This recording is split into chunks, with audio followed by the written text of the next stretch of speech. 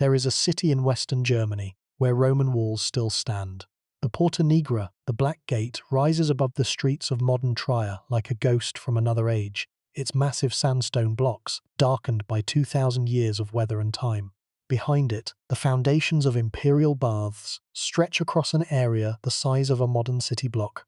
The remains of a basilica, built for the Emperor Constantine, still serve as a church. And beneath the streets, beneath the medieval buildings and the modern shops, the outlines of an ancient Roman city are still visible. A city that was, for a brief and brilliant period, the most powerful city in the Western Roman Empire. Trier was not a backwater, it was not a frontier outpost or a minor provincial town. For over a century, from the late 3rd century to the early 5th century of the Common Era, Trier was the capital of the Western world.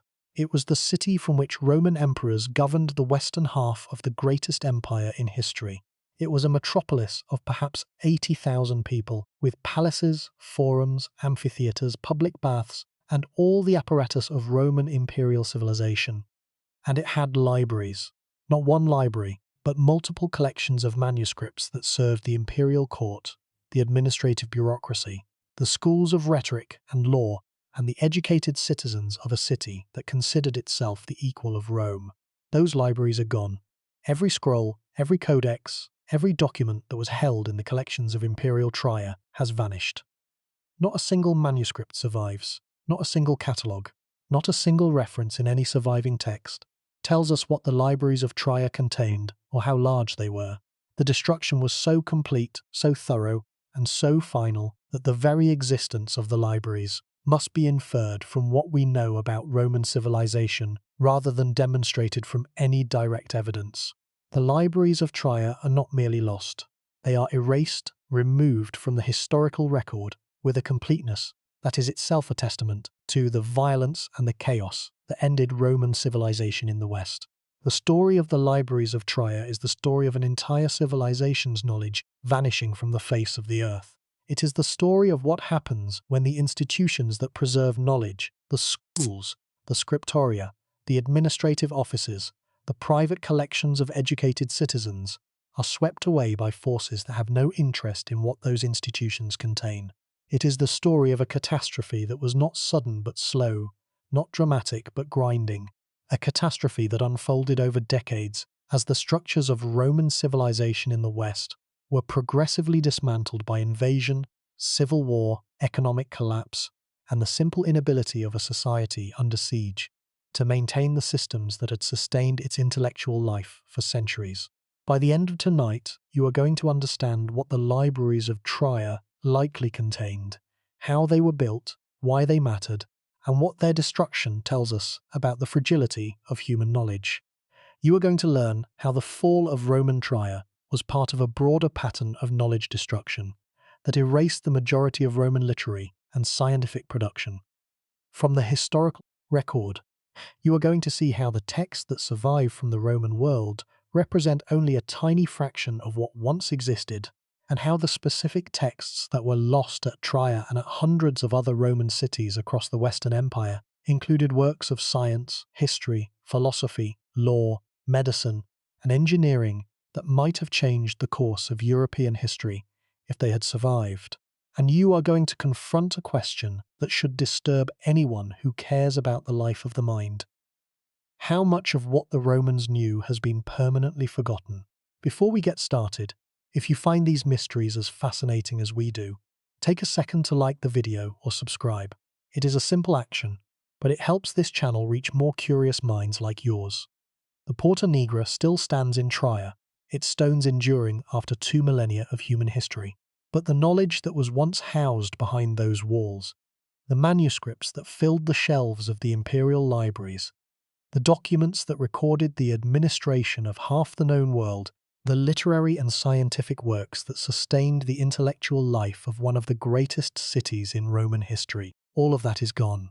The stones survived, the knowledge did not. And what was lost in the libraries of Trier was lost not only for the people of that city, but for all the generations that followed, generations that inherited a world shaped by Rome, but deprived of the full record of what Rome knew. Now, let us begin. The loss is not abstract. It is specific and measurable, at least in its outlines. The Roman Empire produced a body of written knowledge that encompassed everything from epic poetry to engineering manuals, from philosophical treatises to tax records, from medical texts to military dispatches. The vast majority of this knowledge has been lost. The surviving corpus of Latin literature, the complete body of Roman writing that has come down to us across 2 millennia, can fit on a single bookshelf. The library of a single Roman provincial city would have dwarfed that surviving corpus many times over. And Trier was not merely a provincial city. It was the capital of the Western world. The implications are staggering. For every work of Roman literature that survives, dozens, perhaps hundreds, have been lost. For every Roman engineer whose techniques we understand, there are techniques we have never recovered. For every medical treatment we know the Romans practiced, there are treatments that vanished with the manuscripts that described them. The fall of the Western Roman Empire was not merely a political event. It was an intellectual catastrophe of the first order, a catastrophe that erased the majority of the accumulated knowledge of one of the most sophisticated civilizations the world has ever produced. And the libraries of Trier, the libraries of the Western capital itself, were among the casualties. To understand what was lost at Trier, we must first understand what the Romans built there and why.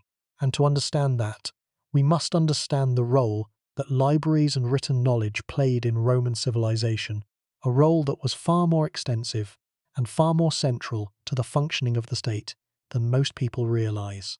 The Roman Empire was, above all else, an empire of written records. It was governed through documents, administered through correspondence, taxed through registers, and defended through orders that were transmitted in writing across thousands of miles of territory.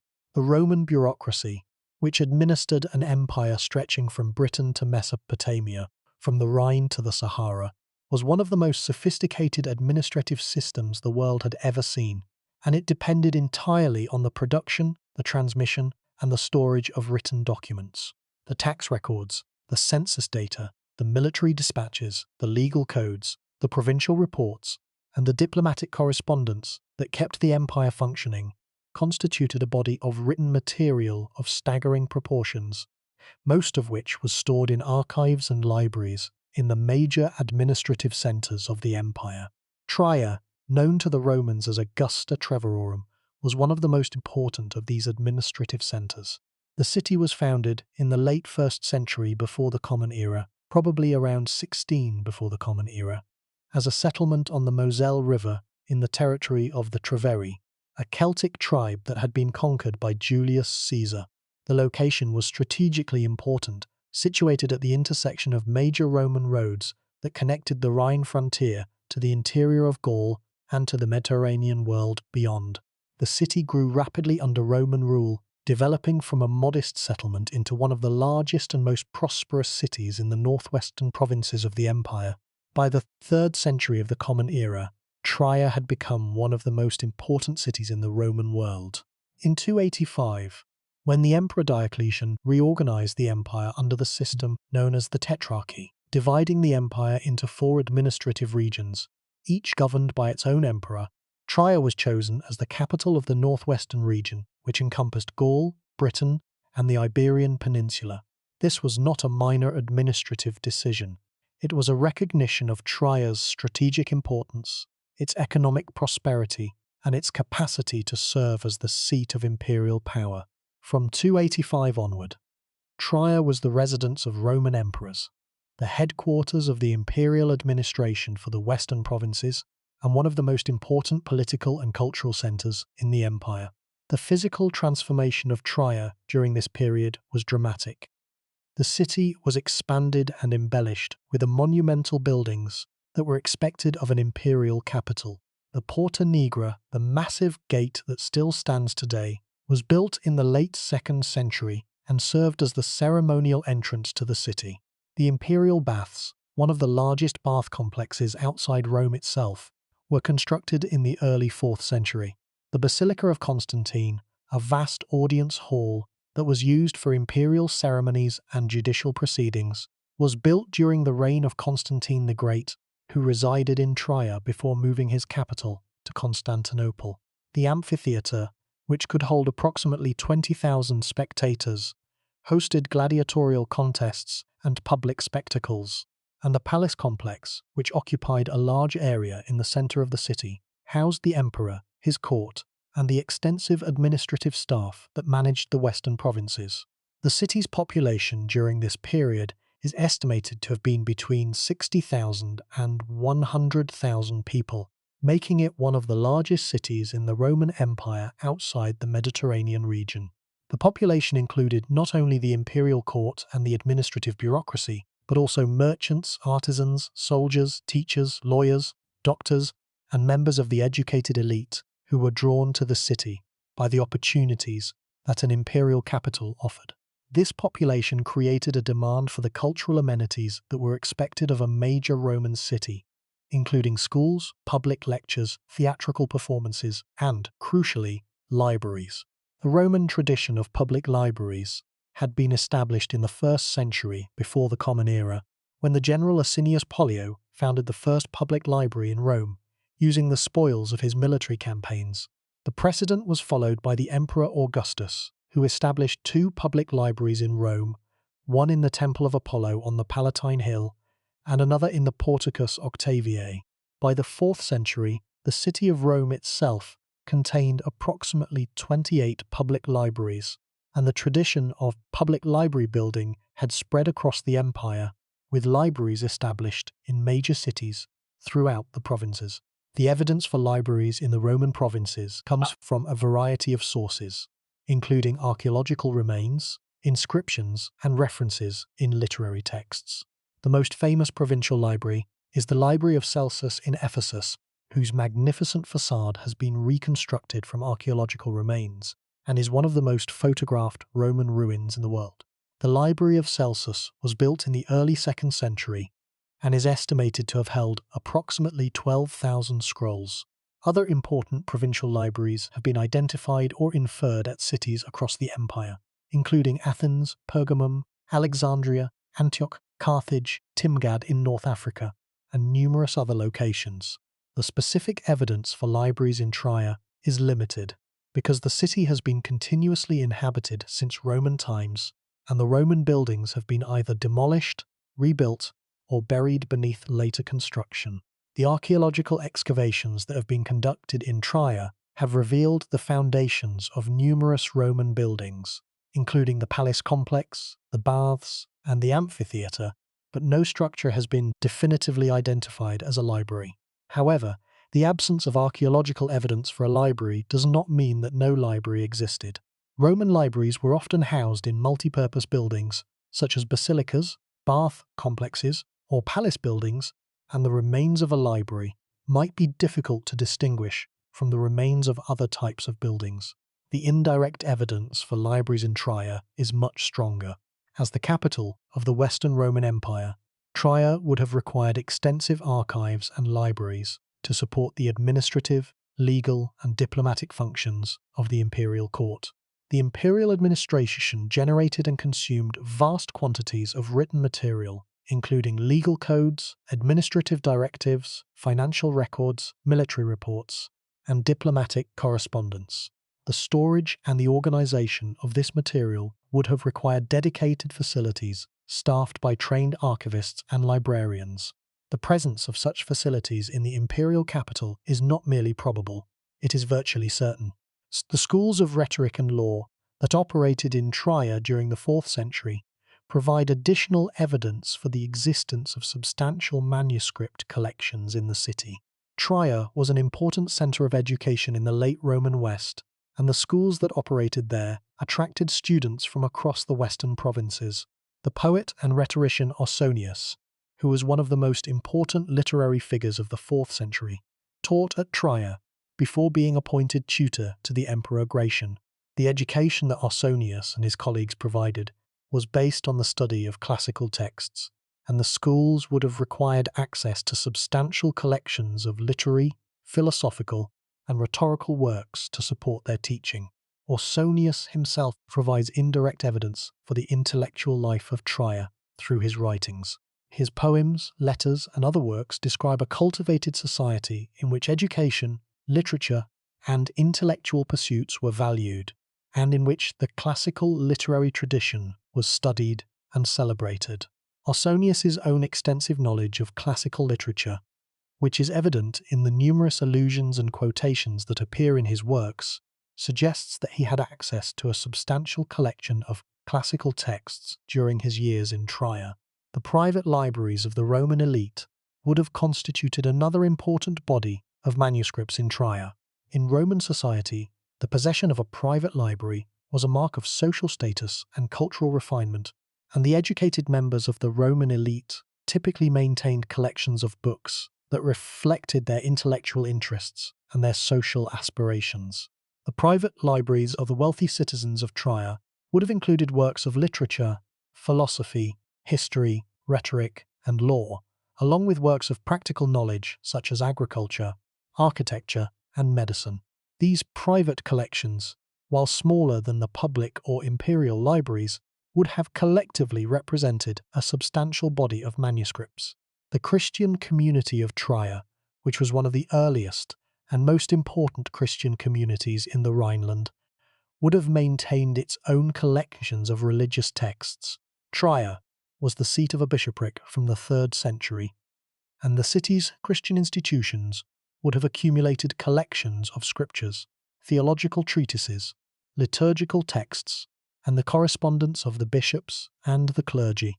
The importance of Trier as a centre of Christianity in the West is indicated by the presence in the city of what is claimed to be the Holy Robe, a relic believed to be the seamless garment worn by Jesus Christ, which was reportedly brought to Trier by the Empress Helena, the mother of Constantine the Great. The combined holdings of the imperial archives, the public libraries, the school libraries, the private collections of the Roman elite, and the religious libraries of the Christian community would have constituted a substantial body of manuscripts that served the intellectual, administrative, and cultural needs of the imperial capital. The exact size of this combined collection is impossible to determine, but it would certainly have numbered in the tens of thousands of individual manuscripts, encompassing the full range of Roman literary, scientific, legal, and administrative production.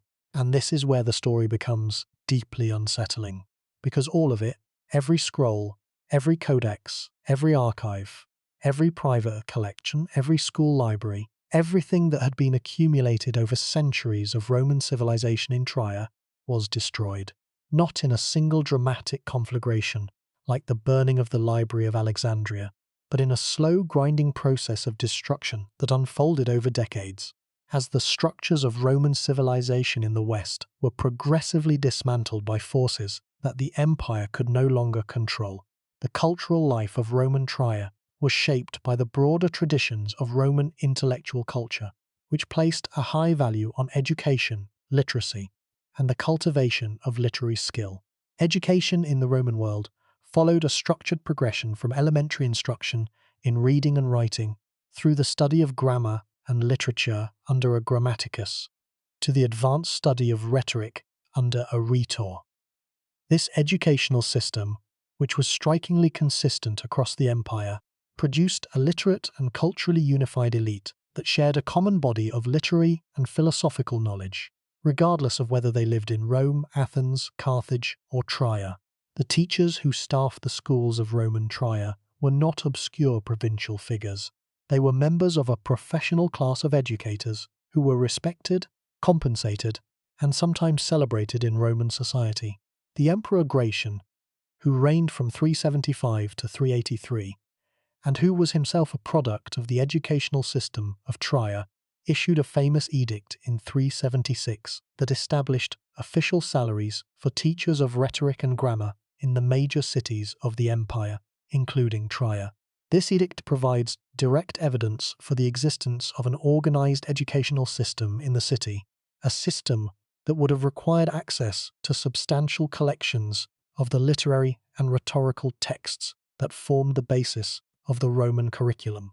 The specific works that would have been studied in the schools of Trier can be reconstructed with some confidence from what we know about the standard Roman curriculum. The core of the curriculum was the study of a canon of classical Latin authors, that included Virgil, Horace, Ovid, Terence, Cicero, Sallust, and Livy, along with Greek authors such as Homer, Demosthenes, and Plato.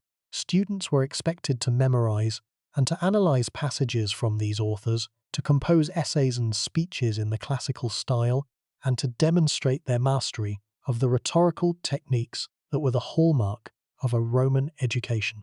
The libraries that supported this curriculum would have needed to contain multiple copies of these standard texts, along with commentaries, anthologies, and other pedagogical materials. The intellectual life of Trier was also enriched by the presence of the imperial court, which attracted scholars, poets, and intellectuals from across the empire. The court poet Ausonius, whom we have already mentioned, was only the most famous of the literary figures associated with Trier.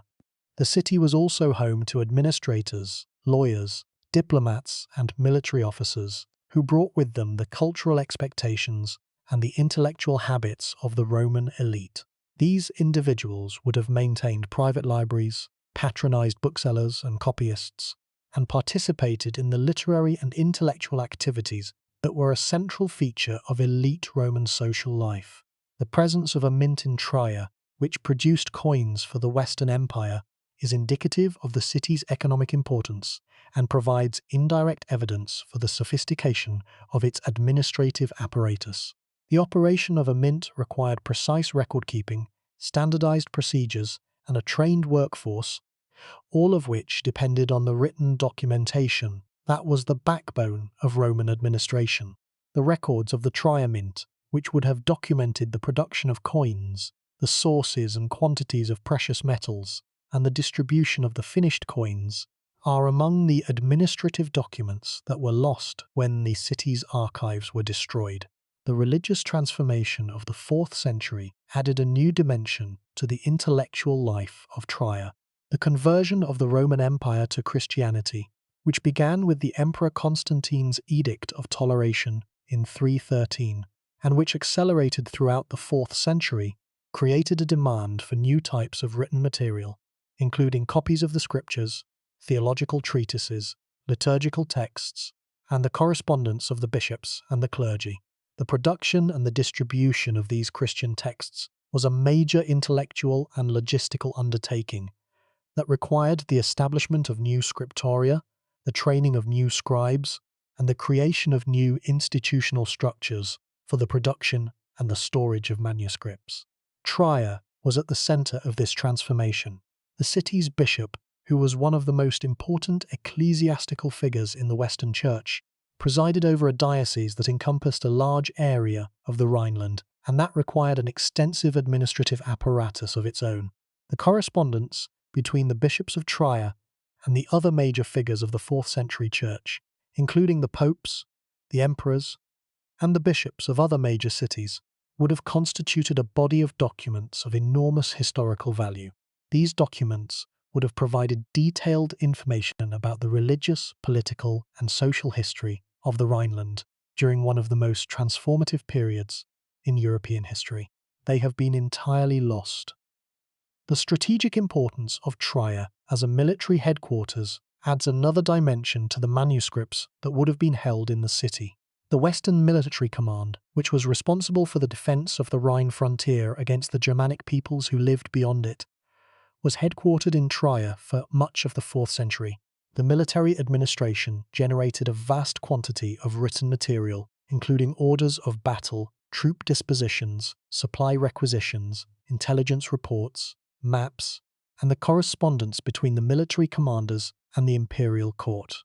These military documents would have provided invaluable information about the organization, the deployment, and the operations of the Roman army during one of the most critical periods in the history of the empire. The military documents that were held in Trier would also have included records relating to the construction and the maintenance of the fortifications along the Rhine frontier, the limes that protected the Roman provinces from Germanic incursions. The Rhine limes was one of the most elaborate defensive systems in the Roman world, comprising a network of forts, watchtowers, signal stations, and military roads that stretched for hundreds of kilometers along the river. The construction and the maintenance of this system was a major engineering and logistical undertaking, and it would have been documented in technical specifications, engineering plans, and administrative records that were held in the military archives of Trier. The Notitia Dignitatum, a late Roman administrative document that lists the offices and the military units of the empire, provides some evidence for the scale and the complexity of the military administration that was centered in Trier. The Notitia Dignitatum survives in medieval copies of a late Roman original, and it provides a snapshot of the Roman military and administrative organization in the late 4th or early 5th century. But the Notitia Dignitatum is a summary document, a condensed list that provides only the names and the locations of military units and administrative offices. The detailed records that underlay this summary, the individual unit histories, the personnel records, the supply inventories, and the operational orders that constituted the working documents of the military administration, have been entirely lost. The diplomatic function of Trier as the seat of the Western Emperor added yet another category of documents to the city's archives.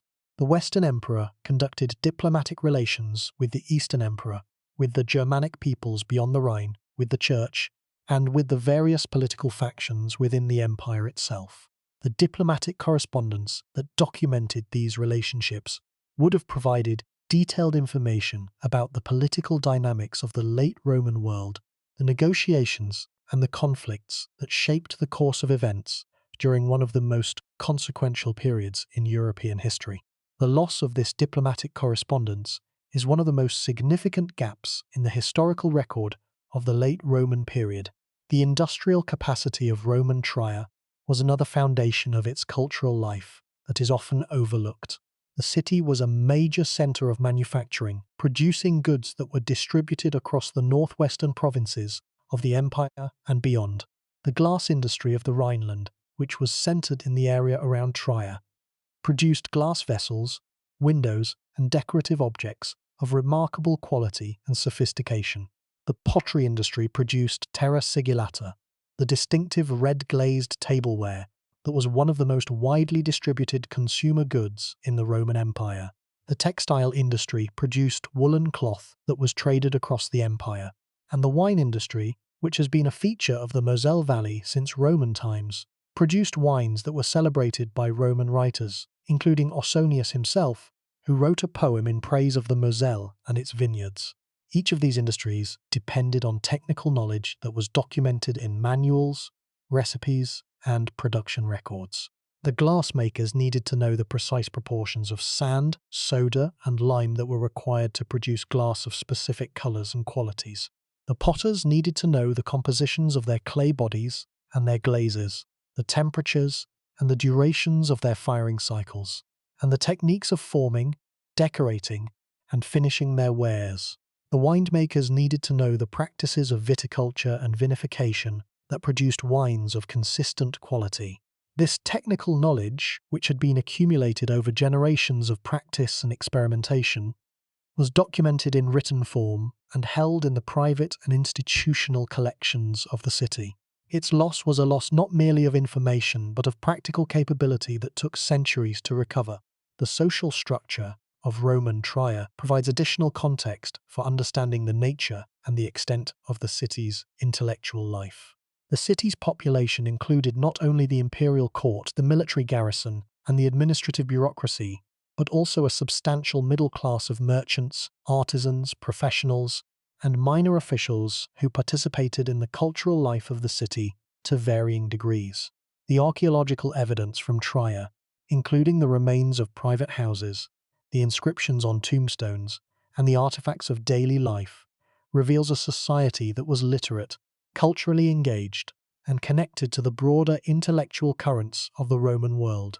The tombstone inscriptions from Roman Trier are particularly revealing because they often include information about the occupations, the social status, and the cultural interests of the deceased. The inscriptions document the presence of teachers, doctors, lawyers, administrators, merchants, and other educated professionals in the city, providing evidence for a population that was capable of supporting and sustaining a vibrant intellectual culture.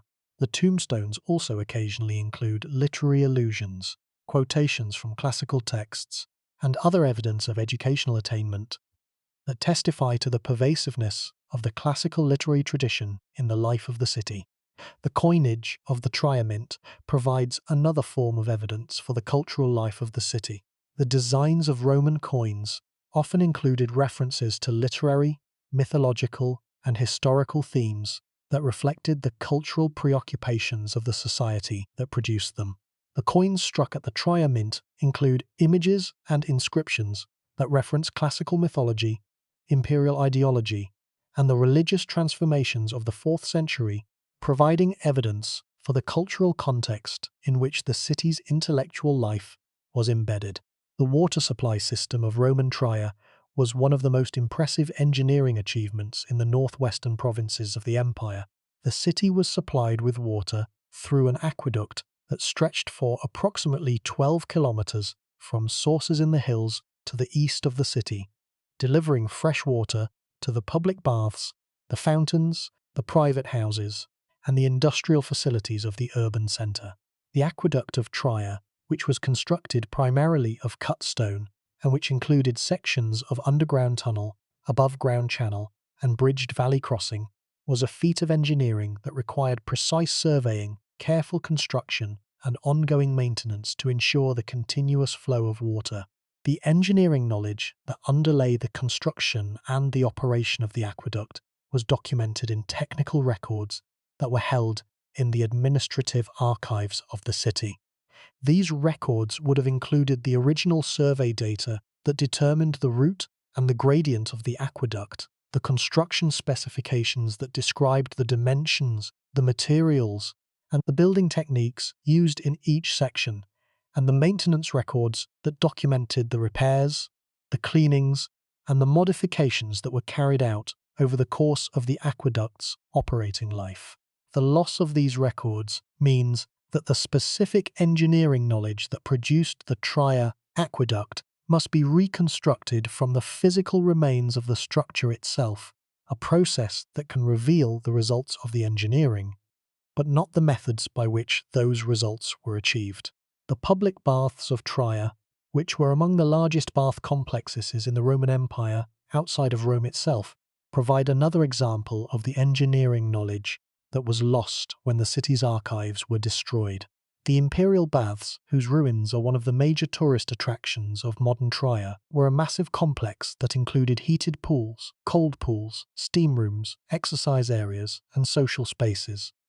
The heating system of the baths, which used a network of underground furnaces and channels to distribute hot air beneath the floors and through the walls of the bathing rooms, was a sophisticated piece of thermal engineering that required precise calculations of heat distribution, airflow, and fuel consumption. The technical specifications for the heating system, which would have been documented in the construction records of the baths, are among the documents that were lost in the destruction of the city's archives.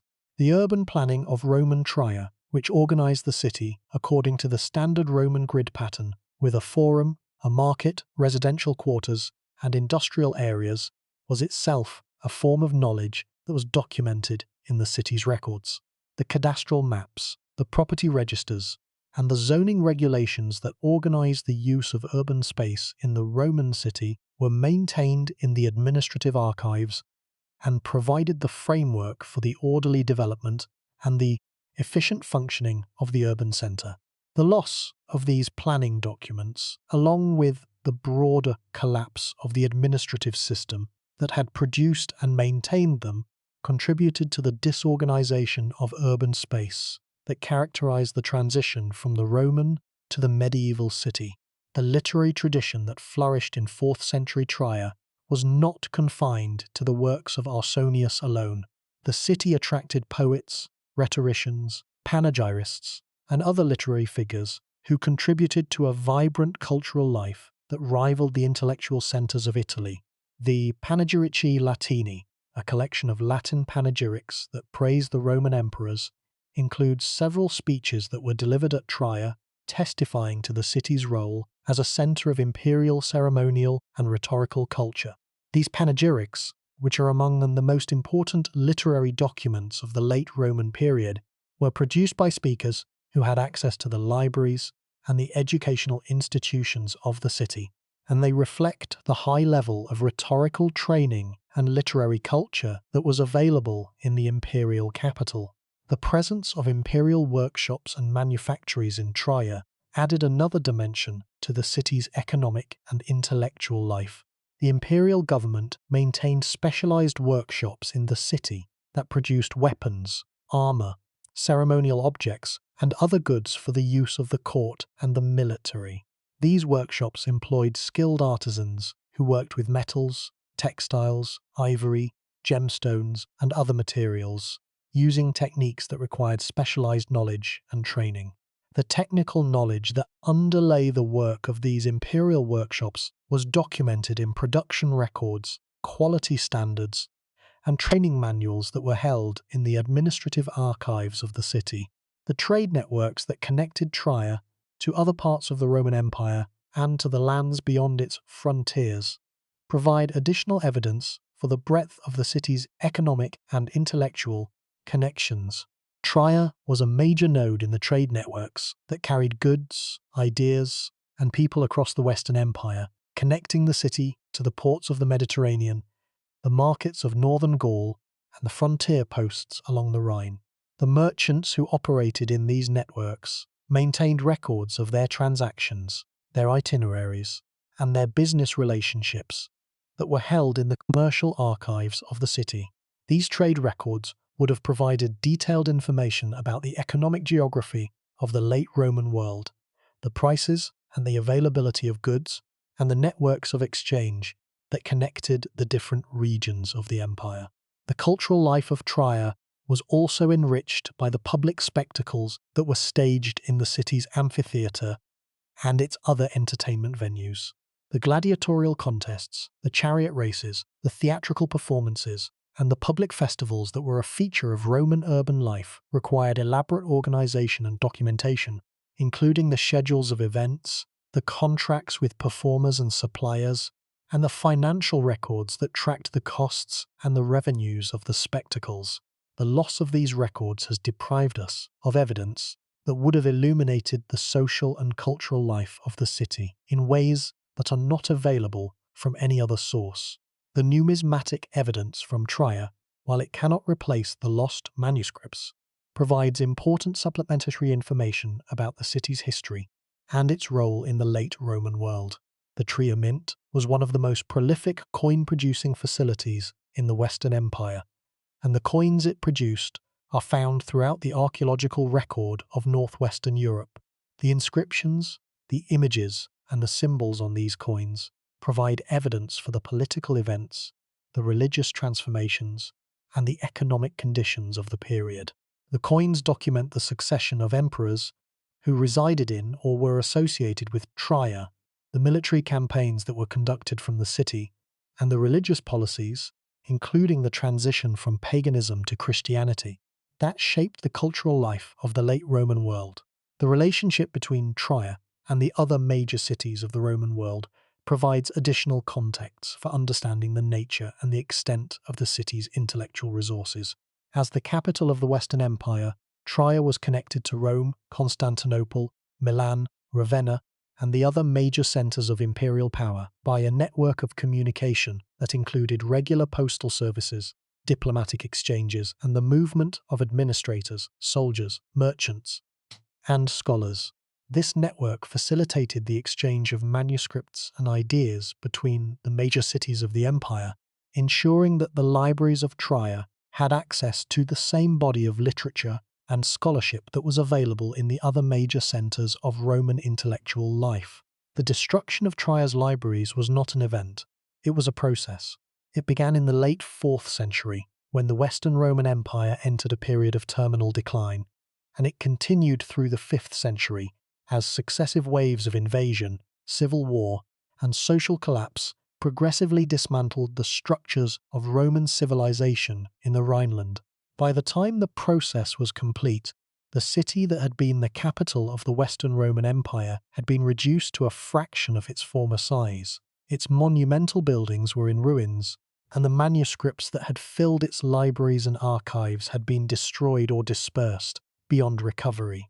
The first major blow to Trier came in 406, when a massive invasion of Germanic and other peoples crossed the frozen Rhine River and poured into the Roman provinces of Gaul.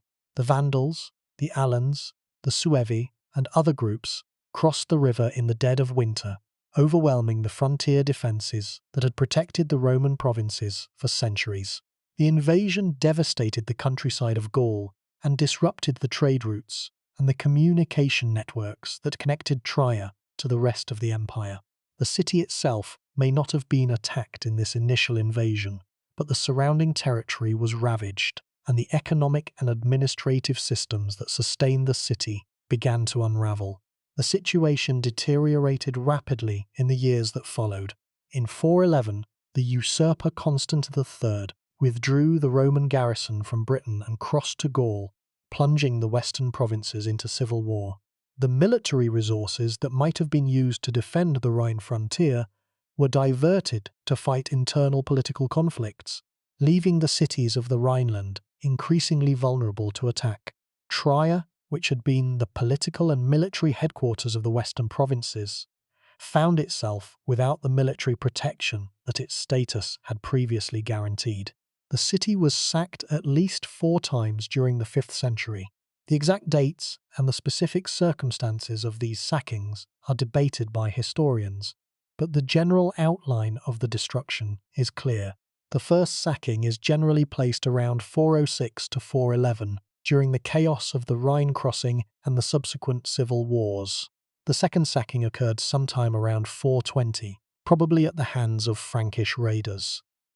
A third attack came in approximately 428 or 435, and the final, most devastating sacking occurred around 450 to 455, after which the city never recovered its former status.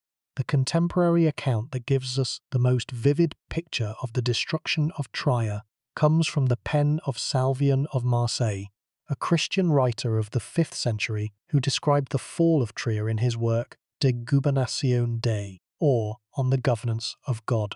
Salvian described Trier as a city that had been destroyed not once but multiple times, and that had been unable to recover from each successive blow.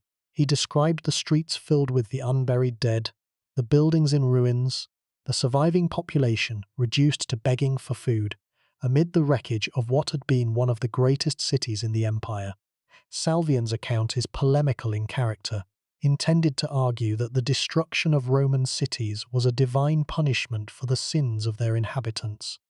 But the physical evidence that has been recovered by archaeologists broadly supports his description of widespread destruction. Excavations in Trier have revealed layers of destruction debris, including burned timbers, collapsed walls, and deposits of rubble that correspond to the sackings described in the historical sources. The archaeological evidence indicates that large areas of the city were destroyed, and that many of the monumental buildings that had been constructed during the imperial period were damaged or demolished during the 5th century. But here is the problem. When we talk about the destruction of Trier, we are talking not merely about the destruction of buildings. We are talking about the destruction of everything that those buildings contained, including the manuscripts, the archives, and the records that constituted the intellectual and administrative heritage of the imperial capital.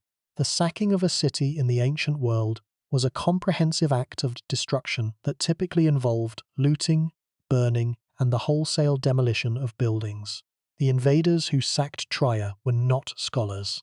They had no interest in the contents of the libraries and the archives. The manuscripts that had been accumulated over centuries were either burned in the fires that accompanied the sackings, destroyed by water and exposure when the buildings that housed them were demolished, or simply discarded by looters who had no use for them. The loss must be understood in the context of what Roman libraries typically contained. A major Roman library in the 4th century would have held copies of the major works of Latin literature, including the epic poems of Virgil and Ovid, the histories of Livy and Tacitus, the philosophical works of Cicero and Seneca, the scientific works of Pliny the Elder, the rhetorical treatises of Quintilian, and the legal texts that formed the foundation of Roman jurisprudence. It would also have held copies of Greek literary and philosophical works, since educated Romans were expected to be bilingual and to have a command of both Latin and Greek literature. The library might also have held works of science, medicine, engineering, agriculture, and military science, as well as local historical and geographical works that documented the specific history and the geography of the Rhineland region. And it gets worse. The imperial archives of Trier would have contained administrative records of immense historical value, including tax registers, census data, military dispatches, provincial reports, legal judgments, and diplomatic correspondence. These records documented the governance of the western provinces of the Roman Empire over a period of more than a century, providing detailed information about the population, the economy, the military organization, and the political life of the regions under Trier's jurisdiction. The loss of these records was not merely a loss of historical information. It was the loss of the institutional memory of the Western Roman Empire, the detailed records that documented how one of the greatest states in history had organized and administered its vast territory. The educational texts that were used in the schools of Trier represented another significant category of loss. The schools of rhetoric and law that operated in the city during the 4th century used a curriculum that was based on the study of classical texts, and the manuscripts that supported this curriculum included not only the major works of Latin and Greek literature, but also textbooks, commentaries, anthologies, and other pedagogical materials that were specifically designed for use in the classroom.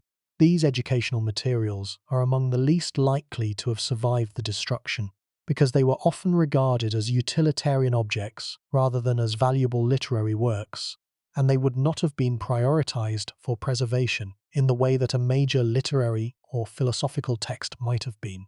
The private libraries of the Roman elite of Trier would have reflected the particular interests and the social circumstances of their owners.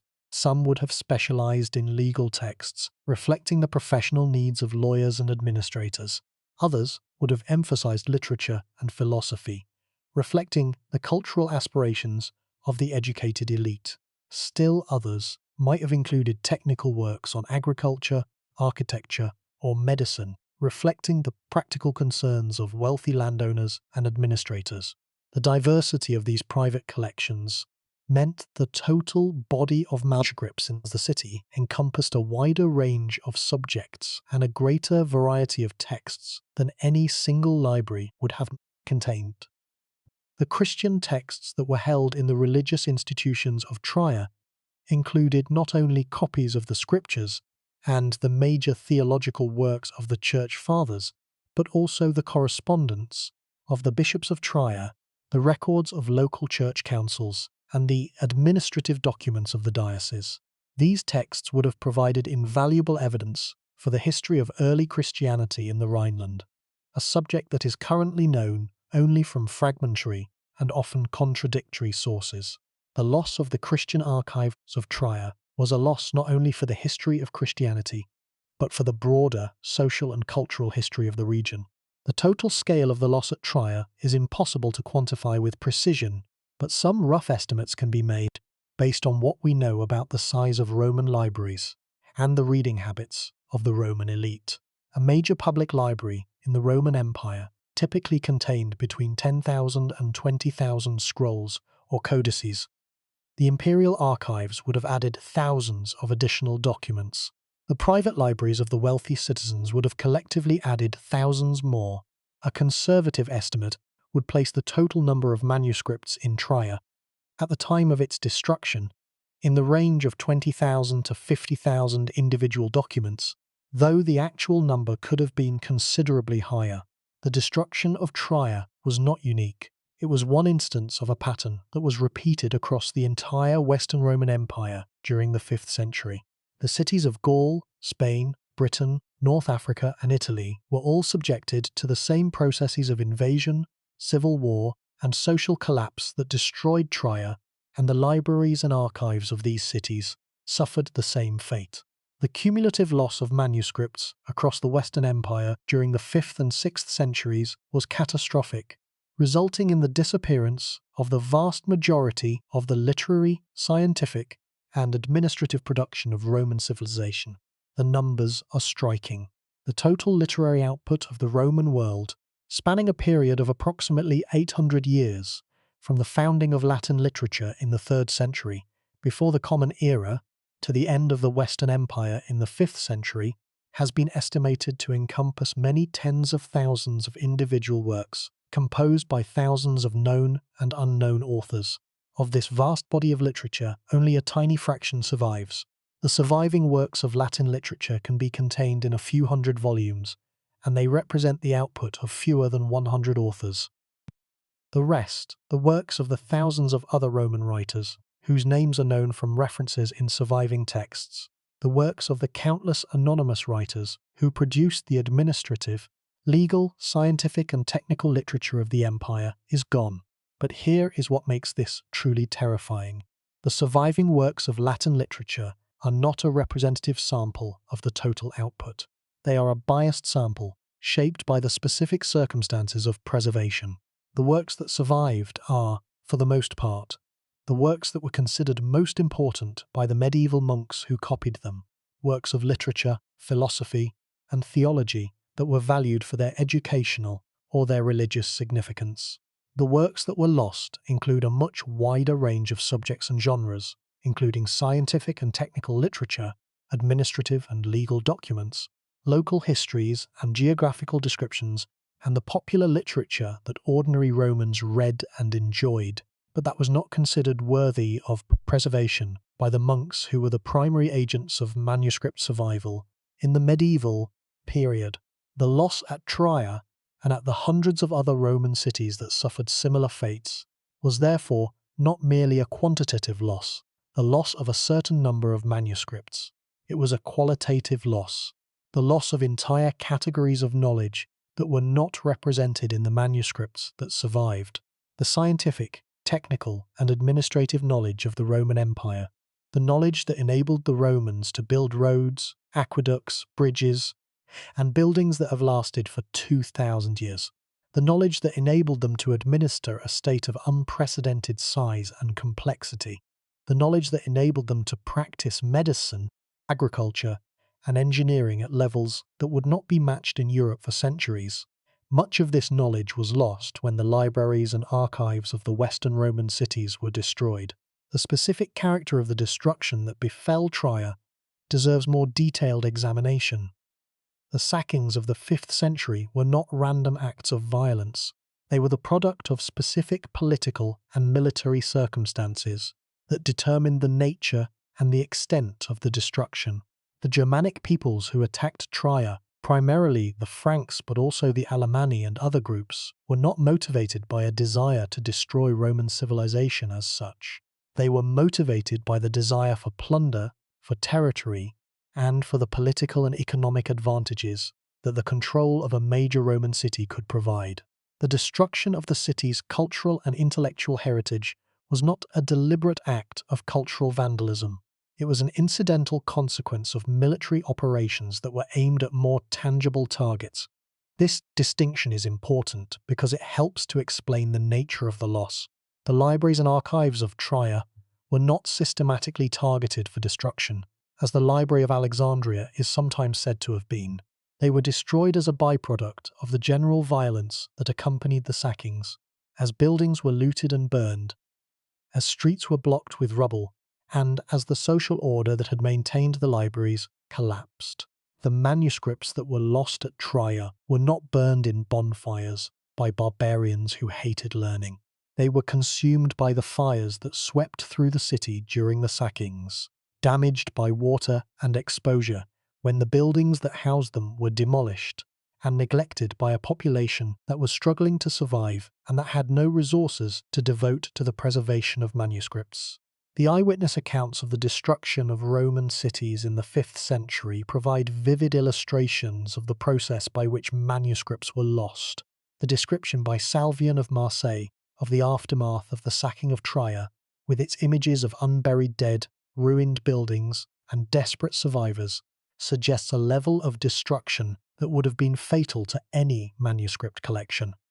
The fires that accompanied the sackings would have been particularly destructive to the papyrus scrolls that constituted a significant portion of the city's literary holdings, since papyrus is extremely flammable and virtually impossible to save once a fire has started. The transition from papyrus to parchment, which was underway in the 4th and 5th centuries, might have improved the chances of survival for some manuscripts, since parchment is more resistant to fire and moisture than papyrus. However, parchment manuscripts are still vulnerable to the intense heat of a building fire, and they can be destroyed by prolonged exposure to water. The sackings of Trier, which involved both fire and the collapse of buildings, would have created conditions that were fatal to manuscripts, regardless of the writing material on which they were inscribed. The population of Trier declined dramatically during and after the sackings, from a peak of perhaps 80,000 to 100,000 during the imperial period to perhaps 10,000 or fewer by the end of the 5th century. This demographic collapse had profound implications for the survival of knowledge because it eliminated the educated elite that had constituted the primary audience for and the primary supporters of the city's intellectual life. The teachers, the lawyers, the administrators, the physicians, and the other educated professionals who had maintained the demand for books and the infrastructure of manuscript production were either killed, driven away, or reduced to circumstances in which the preservation of manuscripts was no longer a priority. The slow nature of the decline meant that there were, theoretically, opportunities for manuscripts to be saved.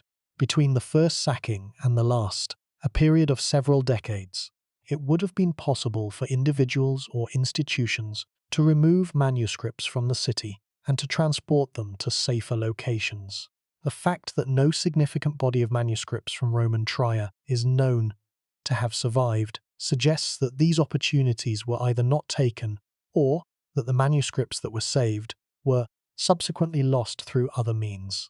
The broader context of the Germanic invasions of the 5th century is essential for understanding the full scope of the destruction.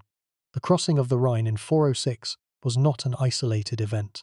It was part of a broader pattern of migration and invasion that affected the entire Western Roman Empire, and that resulted in the destruction or the transformation of Roman urban civilization across a vast geographical area. The pattern of destruction varied from region to region.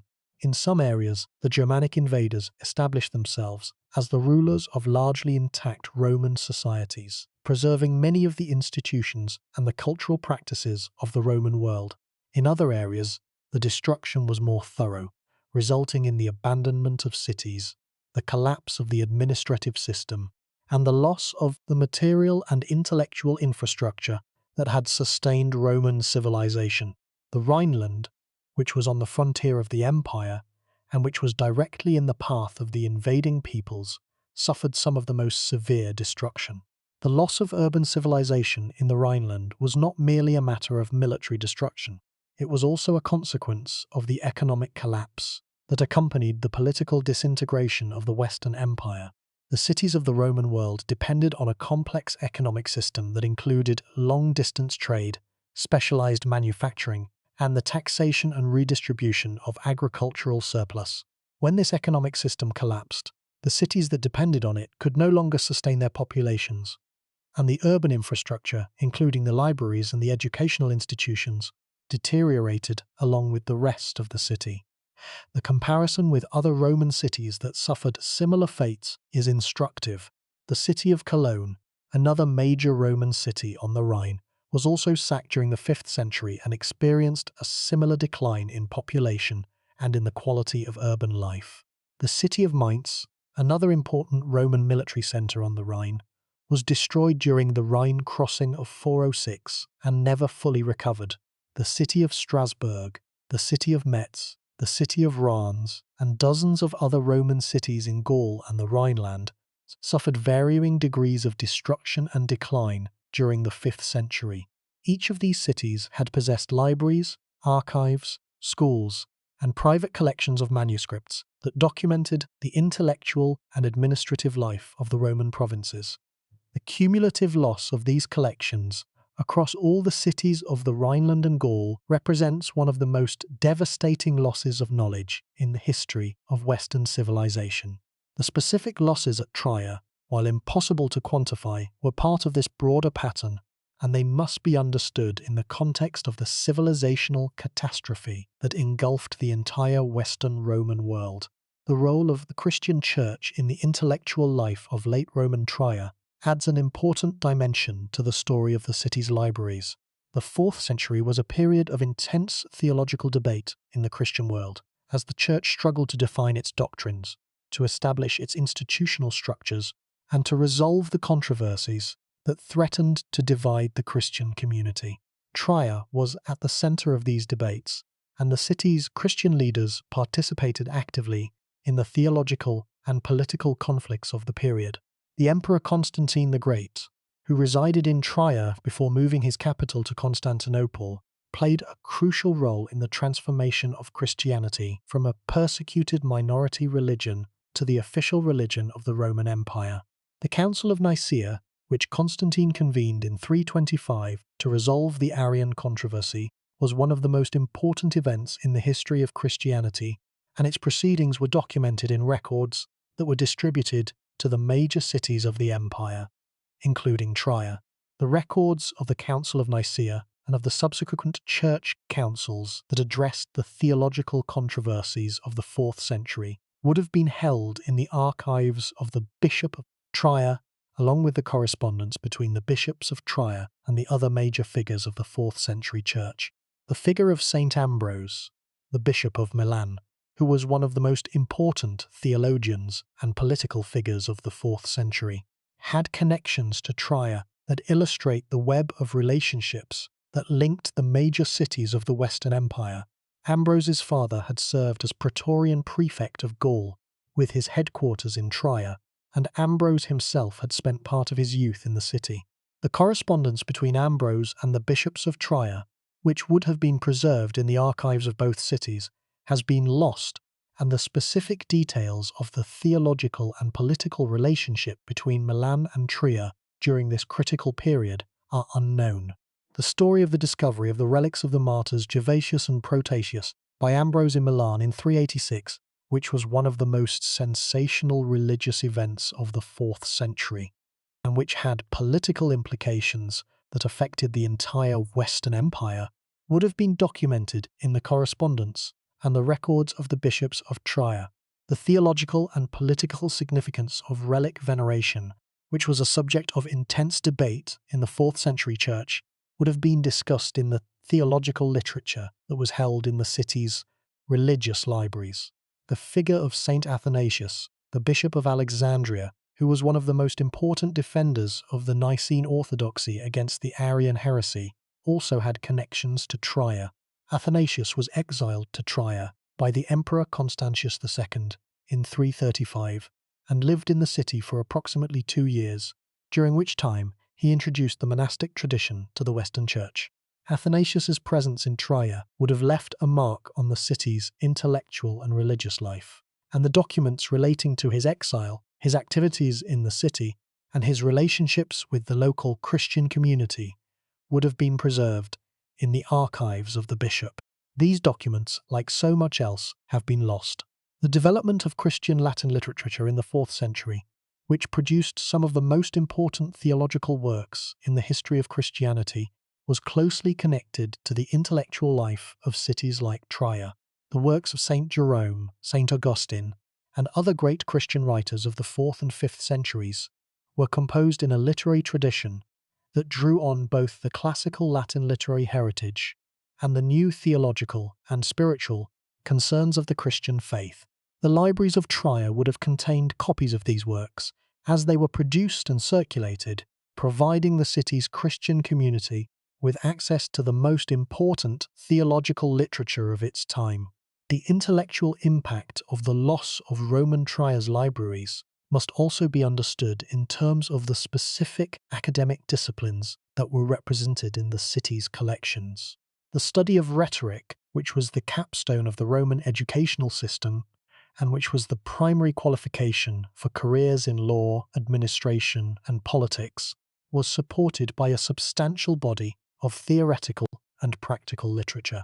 The surviving rhetorical treatises of Cicero, Quintilian, and the anonymous author of the Rhetorica ad Herennium provide evidence for the sophistication of the Roman rhetorical tradition, but they represent only a fraction of the total rhetorical literature that was available to the students and the teachers of the Roman schools.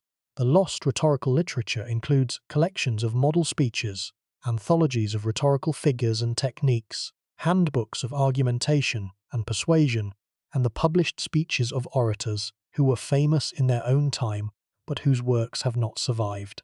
The schools of rhetoric in Trier would have required access to this literature, and the city's libraries would have contained a substantial collection of rhetorical texts that supported the teaching of this central discipline. The loss of these texts has deprived us of evidence that would have been invaluable for understanding the rhetorical culture of the late Roman world and the methods by which young Romans were trained in the arts of persuasion and public speaking. The tradition of Roman historiography suffered particularly devastating losses. The Romans were prolific historians who produced detailed accounts of their own history, the histories of the peoples they conquered, and the geographical and ethnographic descriptions of the territories of the empire. The surviving historical works, while important and valuable, cover only a fraction of the periods and the topics that were addressed by the full body of Roman historical writing. The lost works include comprehensive histories of the Roman Republic and the Roman Empire by authors whose names are known but whose works have disappeared, regional histories of individual provinces and cities, military histories of specific campaigns and wars, and the memoirs and the autobiographies of prominent political and military figures. The local histories that documented the specific history of the Rhineland region and of the city of Trier itself are among the most lamented losses. The Treveri, the Celtic people who inhabited the region before the Roman conquest, had a history and a culture that was documented by Roman writers who lived and worked in the area. The history of the Roman conquest of the Treverian territory, the development of Augusta Treverorum from a Celtic settlement to a major Roman city, the political and social life of the city during the imperial period, and the events of the late Roman period that led to the city's destruction, all of these were subjects that would have been addressed in local historical writing that was held in the city's libraries. The loss of this local historical literature means that the history of Roman Trier must be reconstructed from the accounts of authors who lived elsewhere, from the fragmentary archaeological record, and from the inscriptions and the coins that provide scattered points of light in the darkness of the historical record. The tradition of Roman epistolography, the writing and the collection of letters, represents another significant category of loss. The surviving letters of Cicero, Seneca, Pliny the Younger, and other Roman authors are among the most valuable sources for the social, political, and cultural history of the Roman world. But the surviving letter collections are a tiny fraction of the total volume of correspondence that was produced and preserved in the Roman world. The letters that were written and received by the emperors, the administrators, the military commanders, the bishops, and the educated elite of Trier would have constituted a body of correspondence of enormous historical value, documenting the political relationships, the social networks, and the personal concerns of the people who lived and worked in the imperial capital. The poet Ausonius provides a rare window into the epistolary culture of late Roman Trier. His surviving letters, written to friends, colleagues, and former students, reveal a network of personal and professional relationships that stretched across the Western Empire, and that was sustained by the regular exchange of letters. Ausonius's correspondence was presumably only a small portion of the total volume of letters that circulated among the educated elite of Trier, and the loss of this broader correspondence has deprived us of evidence that would have illuminated the social and cultural life of the city in unprecedented detail.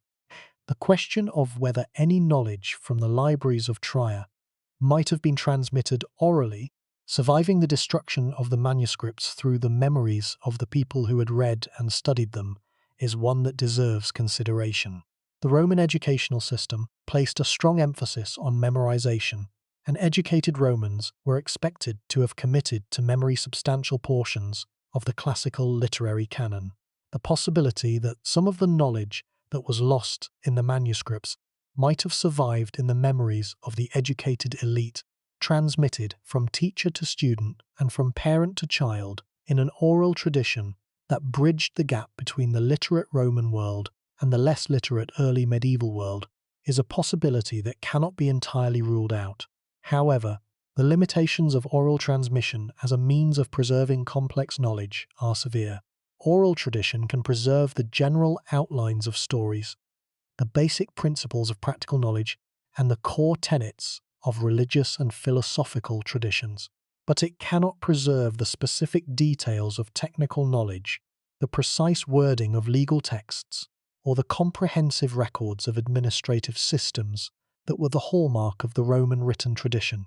The knowledge that was most distinctive about Roman civilization, the technical, legal, and administrative knowledge that enabled the Romans to build and to administer their empire, was precisely the kind of knowledge that oral tradition is least able to preserve. The transition from the literate culture of the Roman world to the largely oral culture of the early medieval period was therefore a transition that involved the loss of specific types of knowledge that were dependent on written documentation. The general cultural traditions, the stories, the religious practices, and the basic practical knowledge of the Roman population may have survived the transition in oral form. But the specialized technical, legal, and administrative knowledge that was the specific contribution of Roman civilization to the world, the knowledge that was documented in the manuscripts that filled the libraries and the archives of cities like Trier, was lost when the manuscripts were destroyed, because it was not the kind of knowledge that could be preserved in the absence of written records. The process of manuscript destruction in the Roman West was not a single event, but a prolonged process that unfolded over centuries. The major destructions occurred during the invasions of the 5th century, but the attrition of manuscripts continued throughout the early medieval period, as the remaining manuscripts deteriorated through neglect, damage, and the simple passage of time. The monasteries that assumed the role of manuscript preservation after the fall of the Western Empire were able to save only a fraction of the surviving manuscripts, and the texts that they chose to copy were determined by their own interests and priorities, which were primarily religious rather than scientific or technical. The result was a progressive narrowing of the surviving literary tradition from the broad and diverse body of literature that had existed in the libraries of the Roman imperial period to the much narrower body of texts that was preserved in the monastic libraries of the early medieval period. Each generation of copying represented a further selection, as scribes chose to copy some texts and to neglect others, and the texts that were neglected deteriorated and were eventually lost. The process of selection was cumulative and irreversible, and it resulted in a surviving corpus that was heavily biased toward the interests and the priorities of the medieval copyists. The destruction of the provincial archives of the Roman Empire is one of the least recognized but most significant aspects of the broader catastrophe of knowledge loss. The Roman provincial administration maintained detailed records of the governance, the economy, and the population of each province, including census data, tax registers, property records, legal proceedings, and administrative correspondence. These provincial records, which were maintained in the archive offices of the provincial capitals, constituted a comprehensive documentary record of the Roman world that has been almost entirely lost. The provincial records of the Gallic prefecture, which was administered from Trier, would have included data on the population, the economy, and the governance of one of the largest and most important administrative regions in the Western Empire. The census records, which were compiled at regular intervals, and which provided detailed information about the size, the composition, and the geographical distribution of the population, would have been invaluable for demographic historians. The tax registers, which documented the assessment and the collection of taxes from the provinces, would have provided detailed information about the economic condition of the region and the fiscal policies of the imperial government for once. The legal records, which documented the proceedings of the courts and the application of Roman law to specific cases and disputes, would have provided evidence for the social and the legal history of the region that is currently unavailable from any other source. The loss of these provincial records is particularly significant because they represented a type of documentation that was unique to the Roman bureaucratic system and that had no equivalent in the societies that succeeded the empire. The Germanic kingdoms that replaced Roman rule in the West did not maintain comparable systems of record-keeping, and the administrative documentation of the early medieval period is vastly less detailed and less comprehensive than the Roman records that preceded it. The transition from the Roman to the medieval administrative system was accompanied by a dramatic reduction in the quantity and the quality of the documentary record, a reduction that has left significant gaps in our knowledge of the social, the economic, and the political history of the early medieval period. The epigraphic evidence from Roman Trier, while more durable than the manuscripts, preserves only a fraction of the information that was contained in the city's archives. The inscriptions that survive, carved in stone or cast in bronze, document the construction of buildings, the dedications of temples, the career achievements of officials, and the memorials of the dead. But they are formal, public documents that were designed to convey specific messages to specific audiences, and they do not capture the detail, the complexity, and the nuance of the administrative and literary documents that were held in the city's libraries and archives.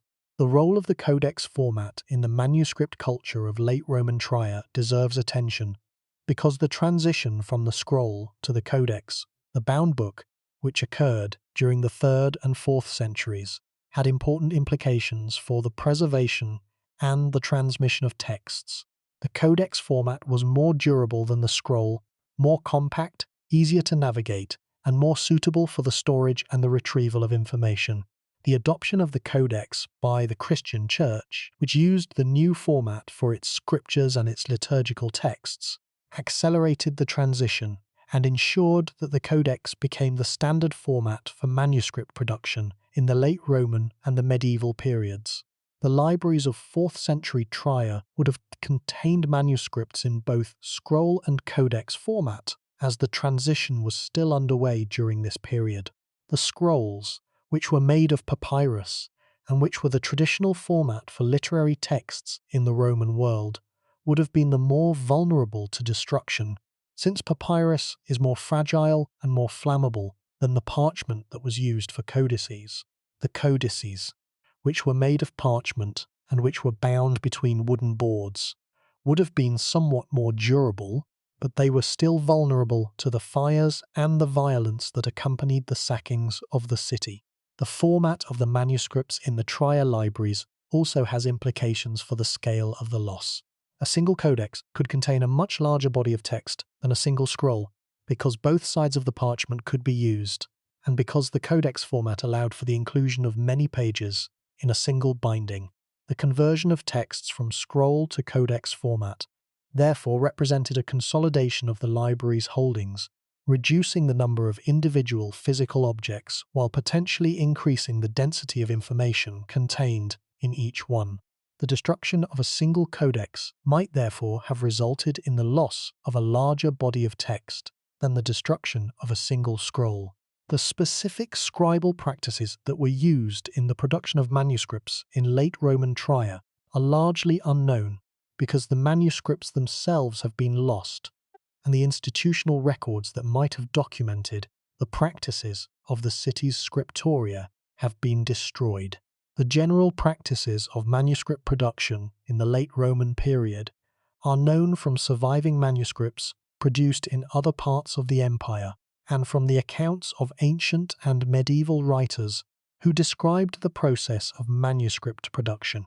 These sources indicate that the production of a manuscript was a labor-intensive process that required the work of multiple specialists, including the scribe who copied the text, the corrector who checked the copy for errors, the rubricator who added decorative elements, and the binder who assembled the finished pages into a codex. The attempt to understand and to recover what was lost in the libraries of Trier and the other cities of the Western Roman Empire has been one of the great scholarly projects of the modern era. The work of recovery has proceeded along multiple paths, each of which has produced important results, but each of which has also encountered significant limitations. The first path of recovery is the archaeological investigation of Roman sites, including Trier itself. The archaeological excavations that have been conducted in Trier over the past 2 centuries have revealed the physical remains of the Roman city, including the foundations of buildings, the layout of streets, the remains of water and sewer systems, and thousands of individual artifacts that illuminate the daily life of the city's inhabitants. The excavations have confirmed the enormous scale and the sophistication of Roman Trier, providing physical evidence for the descriptions of the city that appear in literary and historical sources. But the archaeological excavations have not recovered any manuscripts. Papyrus and parchment do not survive well in the damp climate of the Rhineland, and any manuscripts that were not destroyed during the sackings of the city would have been rapidly deteriorated by the moisture and the biological activity of the soil. The archaeological record of Trier preserves the buildings of the Roman city, but not the knowledge that those buildings contained. The ruins stand as a physical reminder of the city's former greatness, but they are silent on the question of what was written on the scrolls and codices that filled the shelves of its libraries. The second path of recovery is the study of the surviving literary tradition, the attempt to reconstruct the content of lost works from the references, quotations, and allusions that appear in the works that have survived. This method, which is known as the study of fragmentary literature, has been practiced by classical scholars for centuries and has produced a substantial body of knowledge about works that are no longer extant. When a surviving author quotes from or refers to a lost work, the quotation or the reference preserves a fragment of the lost work, a small piece of evidence that can be used to reconstruct something of the original's content, its argument, its style, and its significance. The study of fragmentary literature has been particularly productive in the case of Roman historical writing. The Roman historians whose works survive, including Tacitus, Livy, Suetonius, and the authors of the Historia Augusta, frequently refer to earlier historians whose works have been lost. These references provide evidence for the existence of a rich tradition of Roman historical writing that extended far beyond the small number of works that survive. The lost historical works include local histories of individual Roman provinces and cities, biographical collections documenting the lives of Roman officials and military commanders, and comprehensive histories of the empire that covered periods and topics not addressed by the surviving historians. The case of Livy, the great Roman historian whose work Ab Urbe Condita traced the history of Rome from its legendary founding to his own time, illustrates the scale of the loss in historical writing alone. Livy's work originally comprised 142 books, of which only 35 survive in complete form. The lost books covered some of the most important periods in Roman history, including the wars of the 2nd century before the Common Era, the civil wars that destroyed the Roman Republic, and the early decades of the Roman Empire. The loss of these books has left significant gaps in our understanding of Roman history that cannot be filled from any other surviving source.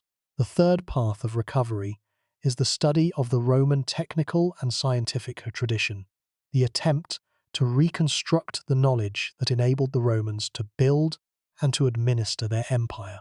The surviving works of Roman technical literature, including the architectural treatise of Vitruvius, the agricultural writings of Columella and Varro, the natural history of Pliny the Elder, and the military manual of Vigiles, provide important evidence for the state of Roman technology and science. But these surviving works represent only a small fraction of the total technical literature that the Romans produced, and they do not cover many of the areas in which Roman technology was most advanced, including road construction, bridge building, aqueduct engineering, mining, metallurgy, and military engineering. The Roman road system, which was one of the greatest engineering achievements of the ancient world, spanning approximately 400,000 kilometers of paved and unpaved roads, that connected every corner of the empire was certainly documented in technical manuals and engineering specifications that described the methods of construction, the standards of maintenance, and the organizational systems that kept the network functioning. These manuals have been entirely lost, and our knowledge of Roman road construction is based primarily on the physical remains of the roads themselves, supplemented by brief and often uninformative references in literary sources. The Roman aqueduct system, which supplied water to cities across the empire through an elaborate network of channels, tunnels, bridges, and distribution systems, was another engineering achievement of the first order. The surviving treatise of Frontinus, De Aqueductu, provides some information about the water supply system of Rome itself, but no comparable document survives for any other city in the empire. The aqueduct system of Trier, which supplied water to the city from sources in the surrounding hills, was certainly documented in technical records that described the system's design, its capacity, and its maintenance requirements. These records were among the documents that were lost when the city's archives were destroyed. The fourth path of recovery involves the study of Roman law, which is one of the areas in which the survival of Roman knowledge has been most successful, though still incomplete. The legal tradition of Rome, which developed over centuries and which constituted one of the most sophisticated systems of jurisprudence ever devised, was partially preserved through the compilation efforts of later Roman emperors, particularly the Emperor Justinian, who in the 6th century ordered the compilation of the Digest, the Institutes, and the Codex, which together constitute the Corpus Juris Civilis, the most comprehensive surviving compendium of Roman law. But the Corpus Juris Civilis itself represents only a fraction of the total body of Roman legal literature. The compilers who worked under Justinian's direction drew on a vast body of earlier legal writings, including the opinions of hundreds of jurists, the records of thousands of legal cases, and the texts of numerous laws, decrees, and edicts that had been promulgated over centuries of Roman governance. Much of this underlying material was not included in the final compilation, and the original texts from which the compilers worked were subsequently lost. The result is that our knowledge of Roman law, while more complete than our knowledge of many other aspects of Roman civilization, is still based on a selective and incomplete record that does not fully capture the depth and the breadth of the Roman legal tradition. The fifth path of recovery involves the study of late Roman and early medieval literature, which provides evidence for the continuation and the gradual decline of the classical literary tradition in the centuries after the fall of the Western Empire. The works of late Roman and early medieval writers, including Boethius, Cassiodorus, Isidore of Seville, and the Venerable Bede, preserve references to and quotations from classical works that were still available in their time, but that have subsequently been lost. These writers served as bridges between the classical and the medieval worlds, transmitting portions of the classical heritage to later generations through their own works. Cassiodorus, who lived in the 6th century and who founded a monastery at Vivarium in southern Italy, is particularly important for the history of manuscript preservation. Cassiodorus established a scriptorium at his monastery and encouraged his monks to copy manuscripts of both classical and Christian texts, recognizing that the manuscripts in his collection were in danger of being lost if they were not actively preserved.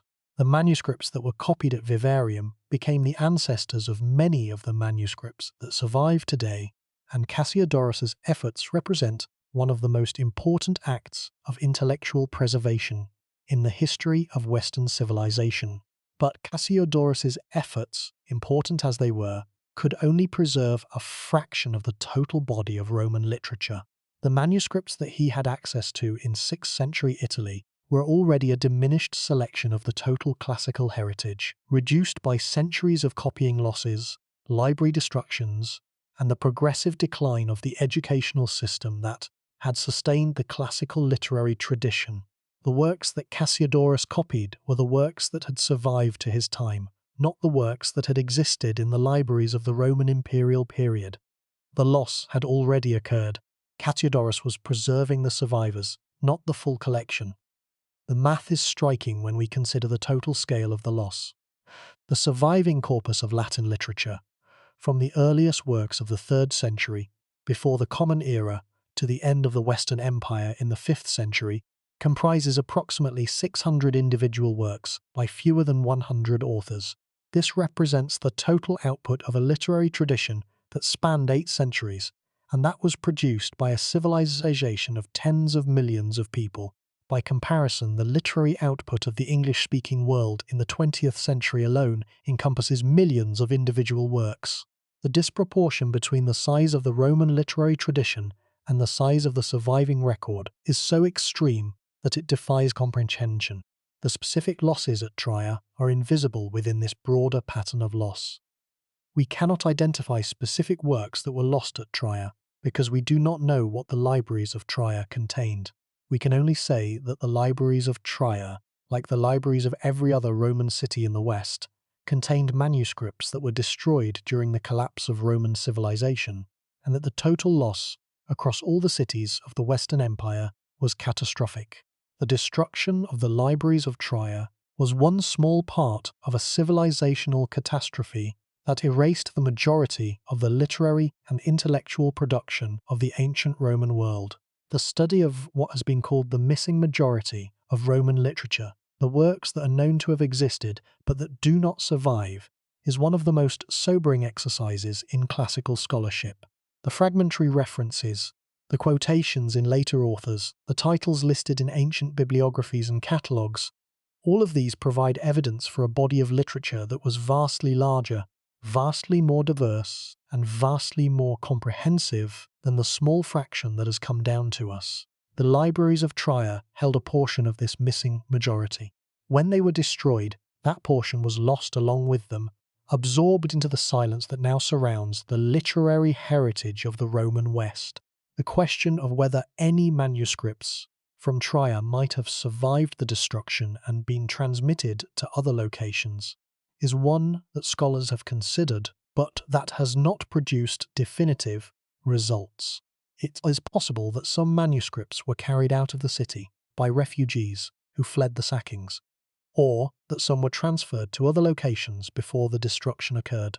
The monastery of St. Maximin, which was founded near Trier in the 4th century, and which continued to operate throughout the medieval period, is one possible location where manuscripts from the Roman period might have been preserved. The monastery's library, which was one of the most important monastic libraries in medieval Germany, contained manuscripts that dated back to the early medieval period, and some of these manuscripts may have been copies of texts that were originally held in the libraries of Roman Trier. The Trier Cathedral Library, which is one of the oldest library collections in Germany, contains manuscripts dating back to the early medieval period that provide evidence for the continuation of the scribal tradition in the city after the fall of the Roman Empire.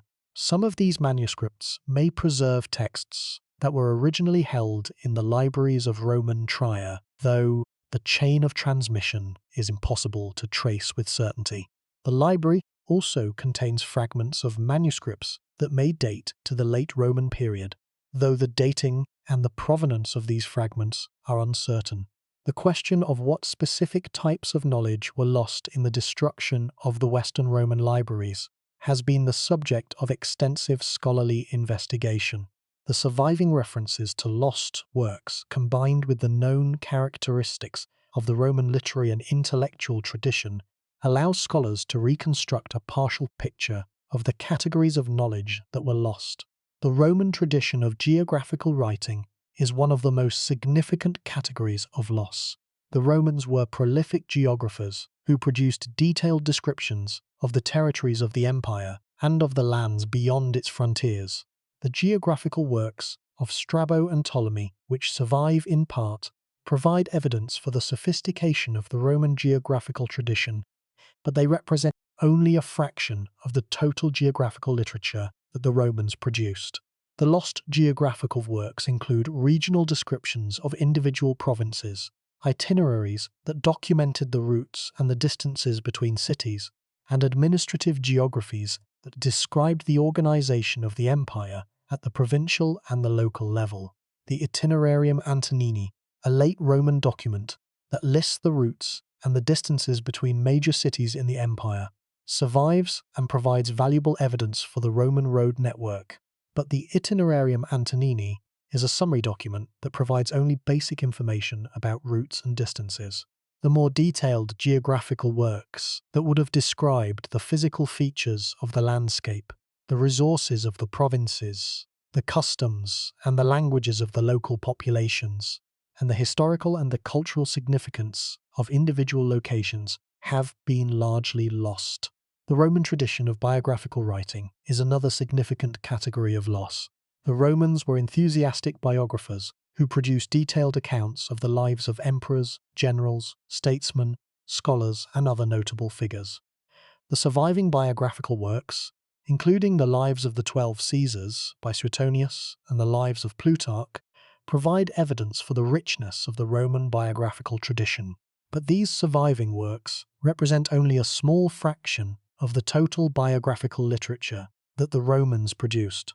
The lost biographical works include collections of lives of literary figures, philosophers, jurists, military commanders, and other categories of notable individuals whose stories have been entirely lost. The Roman tradition of letter writing is yet another category of significant loss. The surviving letters of Cicero, Seneca, Pliny the Younger, and other Roman writers provide invaluable evidence for the social, political, and cultural life of the Roman world. But these surviving collections represent only a fraction of the total volume of correspondence that was produced in the Roman world. The loss of the private correspondence of the educated elite of Trier and other Roman cities has deprived us of evidence that would have illuminated the daily life, the social relationships, and the intellectual concerns of the Roman provincial population. The tradition of Roman oratory, which was one of the most celebrated and most prestigious forms of literary expression in the Roman world, has been particularly hard hit by the loss of manuscripts. Oratory was central to Roman political, legal, and social life, and the speeches of prominent orators were published, collected, and studied as models of literary and rhetorical excellence. The surviving orations of Cicero, which number approximately 58, are only a fraction of the approximately 140 that he is known to have delivered. The orations of other Roman orators, including Hortensius, Caesar, and dozens of other figures who were celebrated in their own time, have been almost entirely lost. The Roman tradition of philosophical writing suffered losses that were no less significant than those in other literary categories. The philosophical works of the Stoic school, which was the most influential philosophical school in the later Roman period, are known primarily through the writings of Seneca, Epictetus, and Marcus Aurelius. But these three authors represent only a fraction of the total Stoic philosophical output, which included works by dozens of other philosophers whose writings have been lost. The works of the Epicurean school, which were widely read in the Roman world, survive primarily through the poem of Lucretius and a few other fragmentary sources. The works of the academic, the peripatetic, and the Neoplatonic schools are similarly reduced to fragments and second-hand accounts. The tradition of Roman scientific writing is perhaps the most significant category of loss from a practical standpoint. The Romans made important contributions to a wide range of scientific and technical fields, including architecture, engineering, hydraulics, metallurgy, agriculture, pharmacology, and military science. The surviving technical literature, including the works of Vitruvius on architecture, Frontinus on aqueducts, Vigiles on military science, and Pliny the Elder on natural history, provides evidence for the breadth and the sophistication of the Roman technical tradition. But these surviving works cover only a fraction of the total range of Roman technical knowledge, and many of the most practically important areas of Roman expertise, including road construction, bridge building, concrete production, mining, and glassmaking, are represented in the surviving literature by only brief and often uninformative references. The specific technical knowledge that was associated with the industrial activities of the Trier region has been particularly poorly preserved.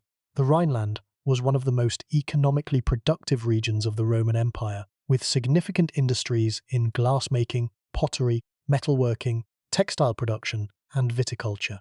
The technical knowledge that underlay these industries, including the recipes for glass and ceramic glazes, the techniques of metalworking, the methods of textile dyeing, and the practices of vineyard management, was certainly documented in technical manuals and estate records that were held in the libraries and archives of the region.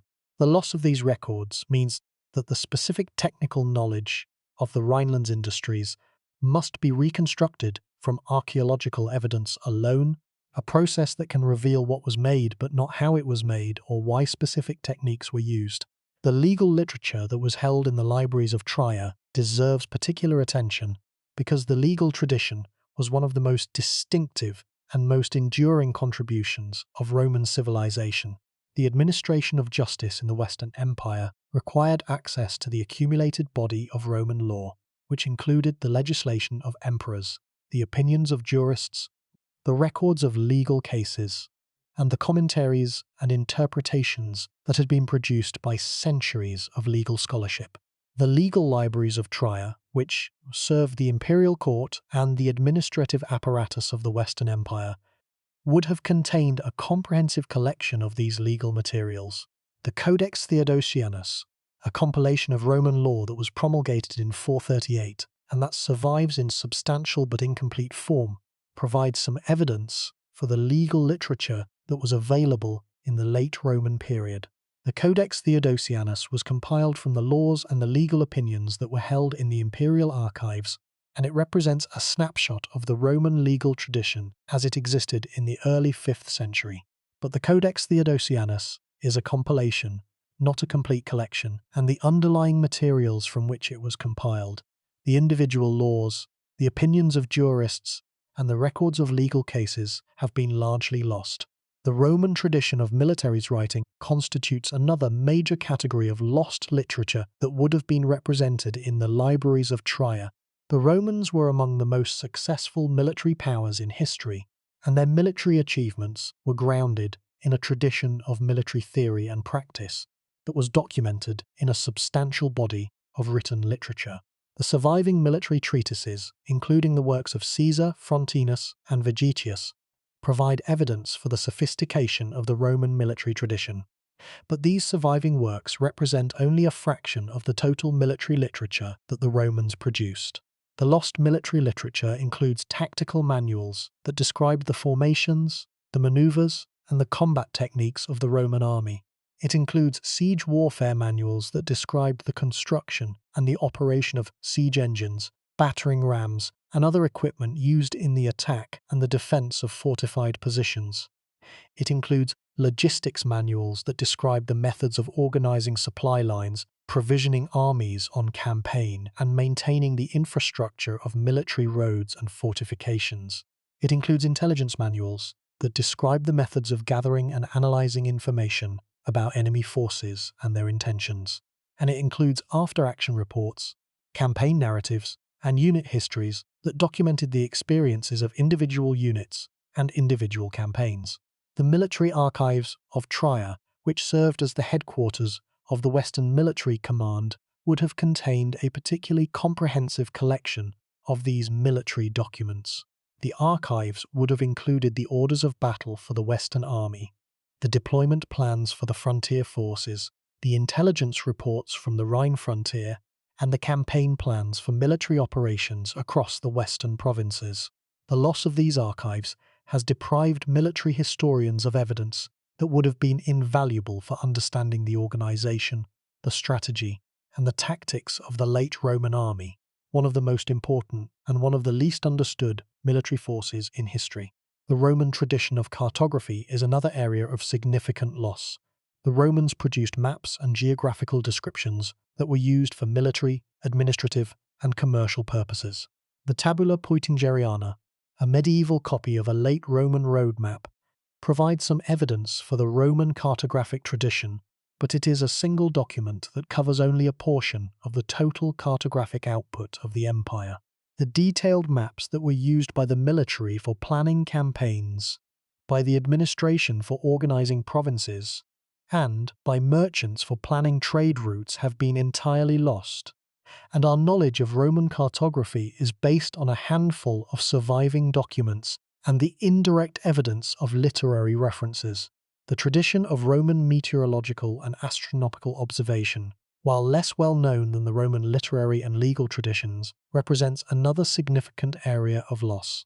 The Romans maintained records of astronomical observations, weather patterns, and natural phenomena that were used for agricultural planning, navigation, and religious purposes. The calendar reform of Julius Caesar in 46 before the Common Era, which established the Julian calendar that was used in the Western world for over 1600 years, was based on astronomical observations and calculations that were documented in technical literature. The astronomical and meteorological records that were maintained in the archives of Trier and other Roman cities have been entirely lost, depriving us of evidence that would have been invaluable for understanding the history of climate, agriculture, and natural phenomena in the Roman period. The tradition of Roman pharmacology and herbal medicine represents another area of knowledge that was represented in the libraries of Trier, and that has been poorly preserved. The Romans had developed a sophisticated tradition of pharmaceutical knowledge that drew on Greek, Egyptian, and native Italian sources. The works of Dioscorides, whose De Materia Medica described the medicinal properties of hundreds of plants, minerals, and animal substances, and of Galen, whose pharmaceutical writings described the methods of preparing and administering medicines, provide evidence for the breadth and the sophistication of the Roman pharmaceutical tradition. But the surviving pharmaceutical literature represents only a fraction of the total body of knowledge that the Romans possessed about the medicinal properties of natural substances. The local pharmaceutical traditions of the different regions of the empire, which incorporated knowledge of the specific plants and the specific remedies that were available in each area, were documented in regional pharmacopoeias and herbal manuals that have been almost entirely lost. The pharmaceutical knowledge of the Rhineland, which would have included information about the medicinal plants of the region and the remedies that were used by the local population, was documented in texts that were held in the libraries and the medical practices of Trier, and that were destroyed along with the rest of the city's manuscript collections. The Roman tradition of animal husbandry and veterinary medicine is yet another area of significant loss. The Romans maintained large herds of cattle, horses, sheep, and other domestic animals, and the management of these animals required technical knowledge that was documented in manuals and treatises. The surviving works on animal husbandry, including the relevant portions of Columella's agricultural treatise and Vigiles' work on veterinary medicine, provide some information about Roman practices, but they do not cover the full range of knowledge that was available to the Roman farmers and the veterinary practitioners who managed the livestock of the empire. The Roman tradition of mining and metallurgy is a particularly important area of lost knowledge because the extraction and the processing of metals were essential activities in the Roman economy. The Roman Empire was one of the most prolific mining civilizations in history, extracting gold, silver, copper, tin, lead, and iron from mines across its territory. The mining and the smelting techniques that the Romans used have been partially reconstructed from archaeological evidence, but the technical literature that described these techniques has been almost entirely lost. The mines of the Rhineland, which produced iron and other metals that were essential for the economy and the military of the western provinces, would have been documented in technical records and production reports that were held in the administrative archives of Trier. The Roman tradition of glassmaking, which reached a particularly high level of achievement in the Rhineland, deserves special mention. The glassmakers of the Rhineland produced glass of remarkable quality, including coloured glass, cut glass, and glass vessels of great beauty and sophistication. The techniques that produced these results, including the specific formulations of glass batches, the temperatures and the durations of melting and annealing cycles, and the methods of forming, cutting, and decorating glass objects, were the products of centuries of development and experimentation. These techniques were documented in manuals and recipe collections that were held in the workshops and the libraries of the region, and their loss was a loss not merely of knowledge, but of practical capability that took centuries to recover. The tradition of Roman textile production is another area of knowledge that has been poorly preserved. The Roman textile industry produced a wide range of fabrics, from coarse woolen cloth for everyday use to fine silk and linen for luxury consumption.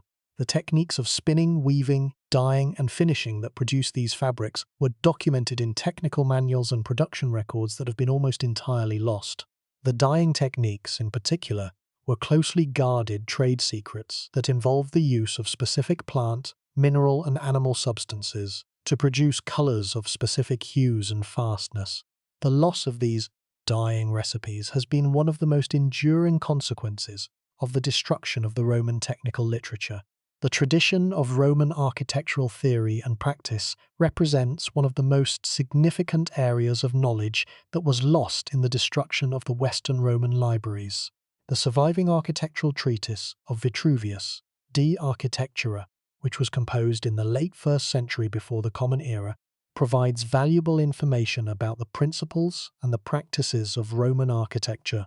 But Vitruvius's treatise is a single work that covers a wide range of topics, often briefly and sometimes obscurely, and it does not represent the full breadth and depth of the Roman architectural tradition. The lost architectural literature includes treatises on specific building types, such as temples, theatres, baths, bridges, and aqueducts, that would have provided detailed information about the design principles, the construction techniques, and the engineering calculations that were involved in the creation of these structures. It includes treatises on building materials, including descriptions of the properties, the sources, and the preparation of the stone, the brick, the timber, the concrete, and the other materials that were used in Roman construction. And it includes the project records, the architectural drawings, the engineering calculations, and the progress reports that documented the construction of individual buildings, and that would have provided invaluable evidence for the practical methods of Roman construction. The loss of this architectural literature has had significant consequences for the study of Roman architecture and engineering.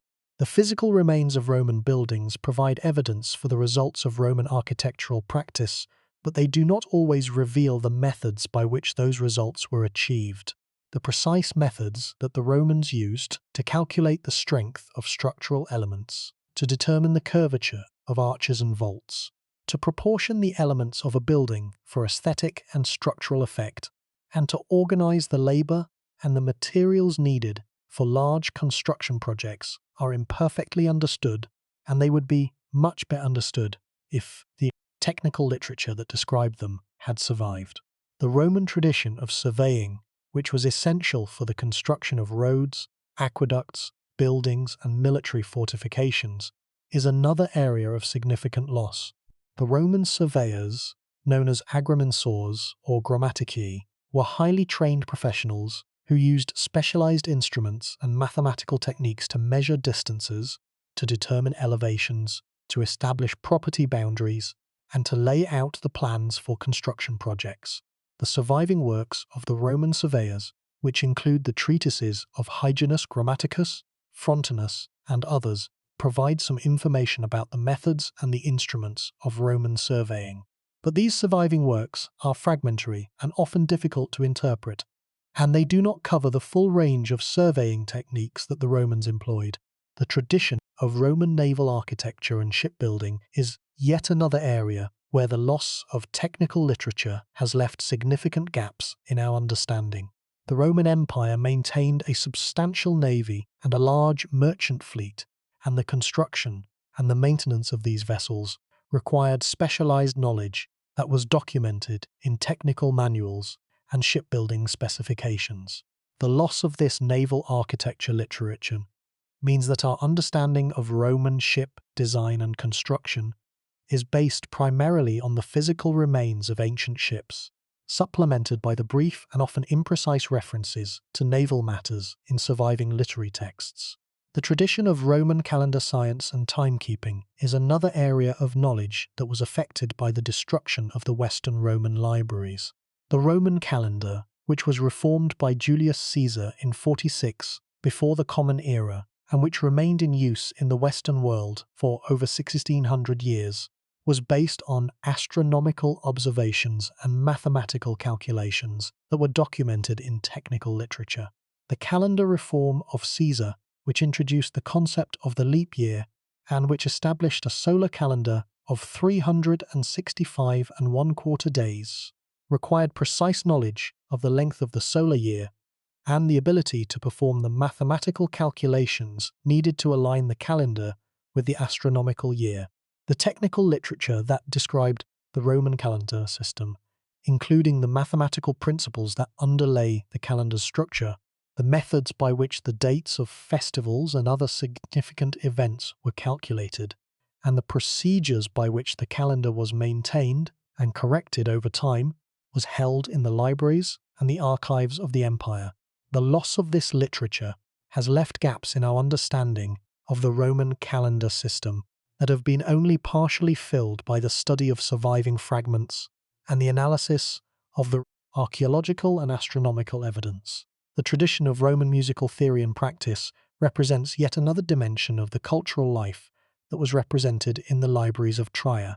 The Romans inherited a tradition of musical theory from the Greeks that was one of the most sophisticated in the ancient world, encompassing systems of musical notation, theories of harmony and rhythm, and classifications of musical instruments and their uses.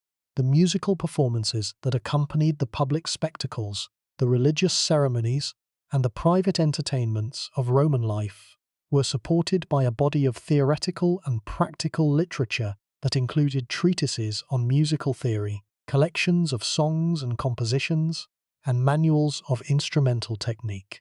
The surviving works of Roman musical theory, including the relevant portions of the works of Boethius and Marcianus Capella, provide some information about the theoretical framework of Roman music, but they do not capture the practical dimensions of Roman musical life, including the specific songs, the specific compositions, and the specific performance practices that constituted the living musical tradition of the Roman world.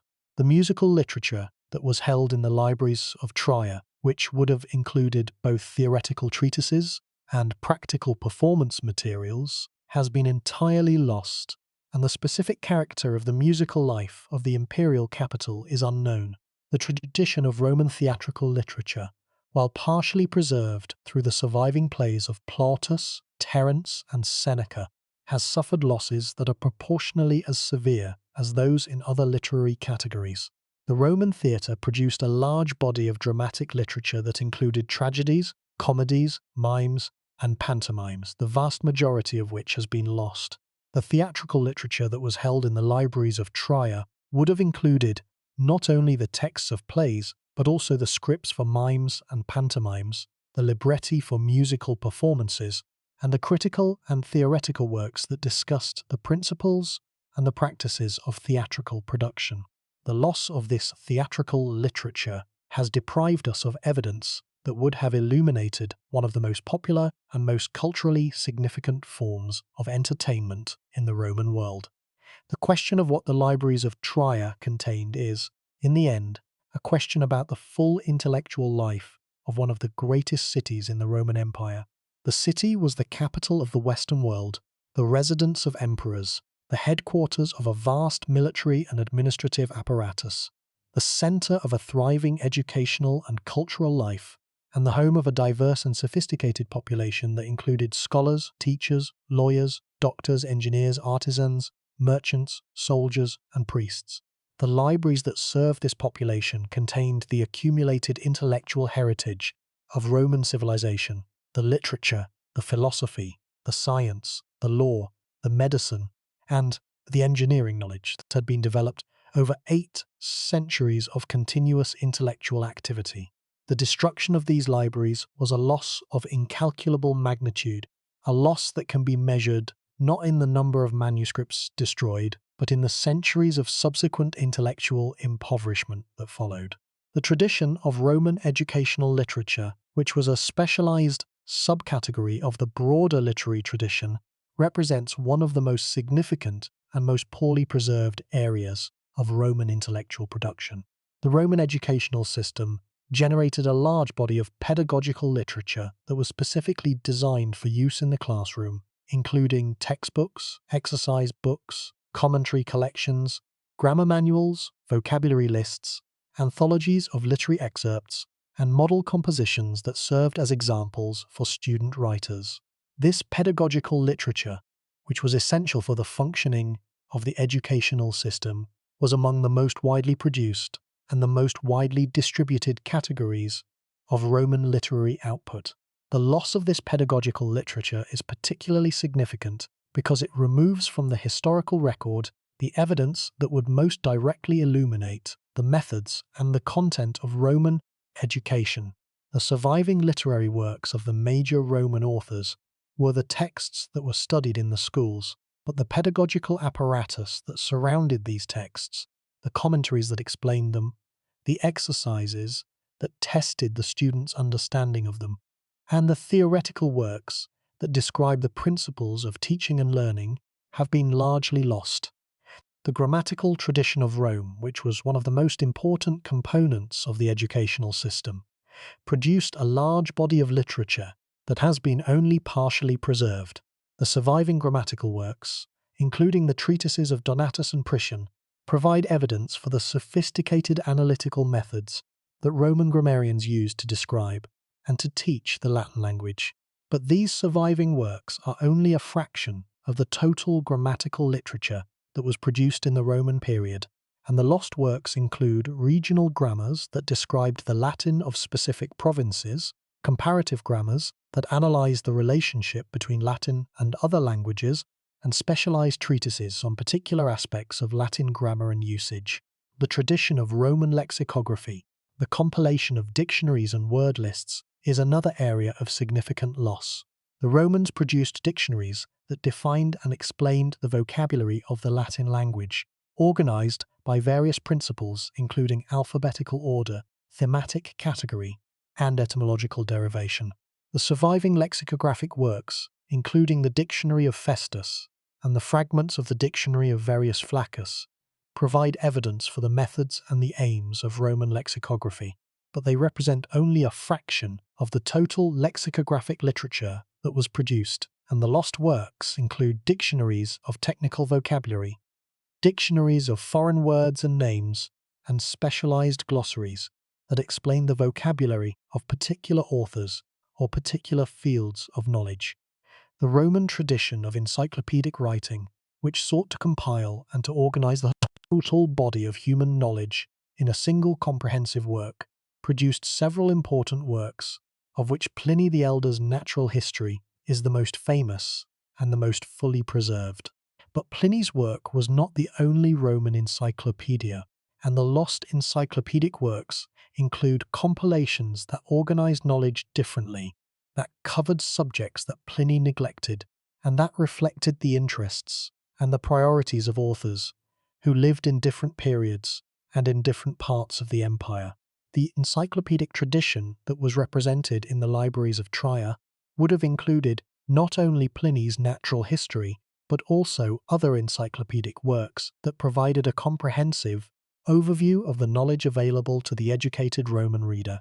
The Roman tradition of commentary writing, in which scholars produced detailed analyses and explanations of the works of earlier authors, represents yet another significant category of loss.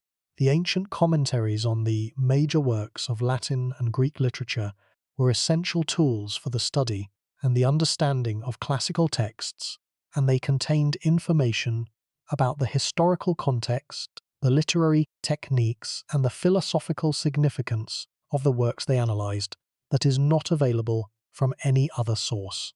The surviving ancient commentaries, including the commentary of Servius on Virgil and the commentary of Donatus on Terence, provide evidence for the richness and the depth of the Roman commentary tradition, but they represent only a fraction of the total body of commentary literature that was produced in the Roman period, and the loss of the remaining commentaries has deprived us of information that would have been invaluable for the study, the interpretation, and the full appreciation of the classical texts that form the foundation of the Western literary tradition. Everything we have discussed so far concerns the specific losses at Trier and the broader pattern of manuscript destruction across the Western Roman Empire. These are important matters, and the scholarly work of reconstruction and recovery is ongoing and vital. But beneath these specifics lies a deeper truth, a truth that concerns not just what was lost, but what the loss tells us about the nature of civilization, the fragility of knowledge, and the relationship between institutional stability and intellectual survival. The deeper truth is this: the destruction of the libraries of Trier was not caused by a single catastrophic event. It was caused by the gradual failure of the institutions that sustained them. Libraries do not preserve themselves. They require constant effort, constant resources, and constant institutional support to survive. The manuscripts that fill their shelves are fragile objects that deteriorate with time and that require regular copying to ensure their survival across generations. The buildings that house them require maintenance and repair. The staff who organize and manage the collections require training, compensation, and institutional structures to support their work. When the institutions that provide these things fail, the libraries fail with them. Not suddenly, but gradually, as the processes of deterioration outpace the processes of preservation. This is not science fiction. This is what happened in the Western Roman Empire during the 5th and 6th centuries. The institutions that had sustained the intellectual life of the empire, the schools, the scriptoria, the administrative offices, the private households of the educated elite, were progressively dismantled as the political, economic, and social structures of the empire collapsed. The schools closed. The scribes found other work or died. The administrative offices were abandoned. The private libraries of the wealthy were looted or neglected. And the manuscripts that had been the physical record of centuries of intellectual activity were left without the institutional support that they needed to survive. The process was not instantaneous. It unfolded over decades, even centuries, as the Roman world gradually transformed into the medieval world. In some areas, the transition was relatively smooth, with Roman institutions being adapted and continued by the new Germanic rulers. In other areas, including the Rhineland, the transition was violent and disruptive, with Roman institutions being destroyed and replaced by new structures that did not have the same capacity or the same interest in maintaining the intellectual heritage of the past. Something is wrong with our assumptions about the permanence of knowledge. We tend to think of the Roman Empire as a fixed point in the past, a civilization whose achievements are known and catalogued, and that has been thoroughly studied by generations of scholars. But the truth is that our knowledge of the Roman world is based on a tiny and unrepresentative fraction of the total record that the Romans themselves produced. The Roman Empire generated more written material than any previous civilization in history, and the vast majority of that material has been lost. What survives is the tip of an iceberg whose full dimensions we can only guess at. Let that sink in. The civilization that built the Colosseum, that engineered the aqueducts, that administered a state of 60 million people across 3 continents, that produced a legal system that remains the foundation of Western law, that civilization's intellectual record survives in only fragmentary form. The works of art, the buildings, the roads, the engineering achievements of Rome have endured, at least in physical form. But the knowledge that produced them, the technical manuals, the engineering specifications, the administrative records, the scientific observations, the philosophical arguments, the literary productions of 8 centuries of civilization, most of that knowledge is gone. The loss of Roman medical knowledge is a particularly poignant example.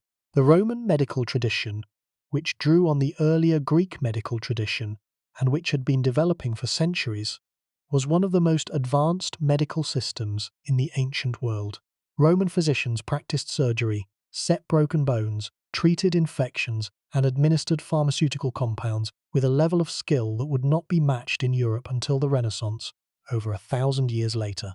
The medical texts that documented these practices, including the works of Galen, Celsus, and numerous other physicians, were the products of centuries of clinical observation and therapeutic experimentation. Some of these medical texts survived, preserved in the libraries of the Byzantine Empire, and later transmitted to the Islamic world and back to medieval Europe, but many others were lost, including local medical traditions, pharmaceutical recipes, surgical manuals, and clinical observations that were never incorporated into the major compilations, and that therefore had no chance of survival when the local libraries that held them were destroyed. The specific medical knowledge that was held in the libraries of Trier, which served a city of 60,000 to 100,000 people, and which must have included medical texts used by the physicians who treated the imperial court and the urban population, is entirely unknown to us.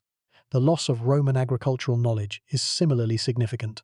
The Romans were among the most sophisticated agriculturalists of the ancient world, developing techniques of crop rotation, irrigation, soil management, and animal husbandry that enabled them to feed a large urban population from the agricultural surplus of their provinces. The surviving agricultural texts, including the works of Columella, Varro, and Palladius, provide some information about Roman farming practices, but they represent only a fraction of the total agricultural literature that the Romans produced. The agricultural techniques that were developed for the specific conditions of the Rhineland region, including methods for cultivating the vineyards that have been a feature of the Moselle Valley since Roman times, were certainly documented in technical manuals and estate records that were held in the libraries of Trier and that have been entirely lost. The loss of Roman engineering knowledge, while not complete, is one of the most consequential aspects of the broader loss.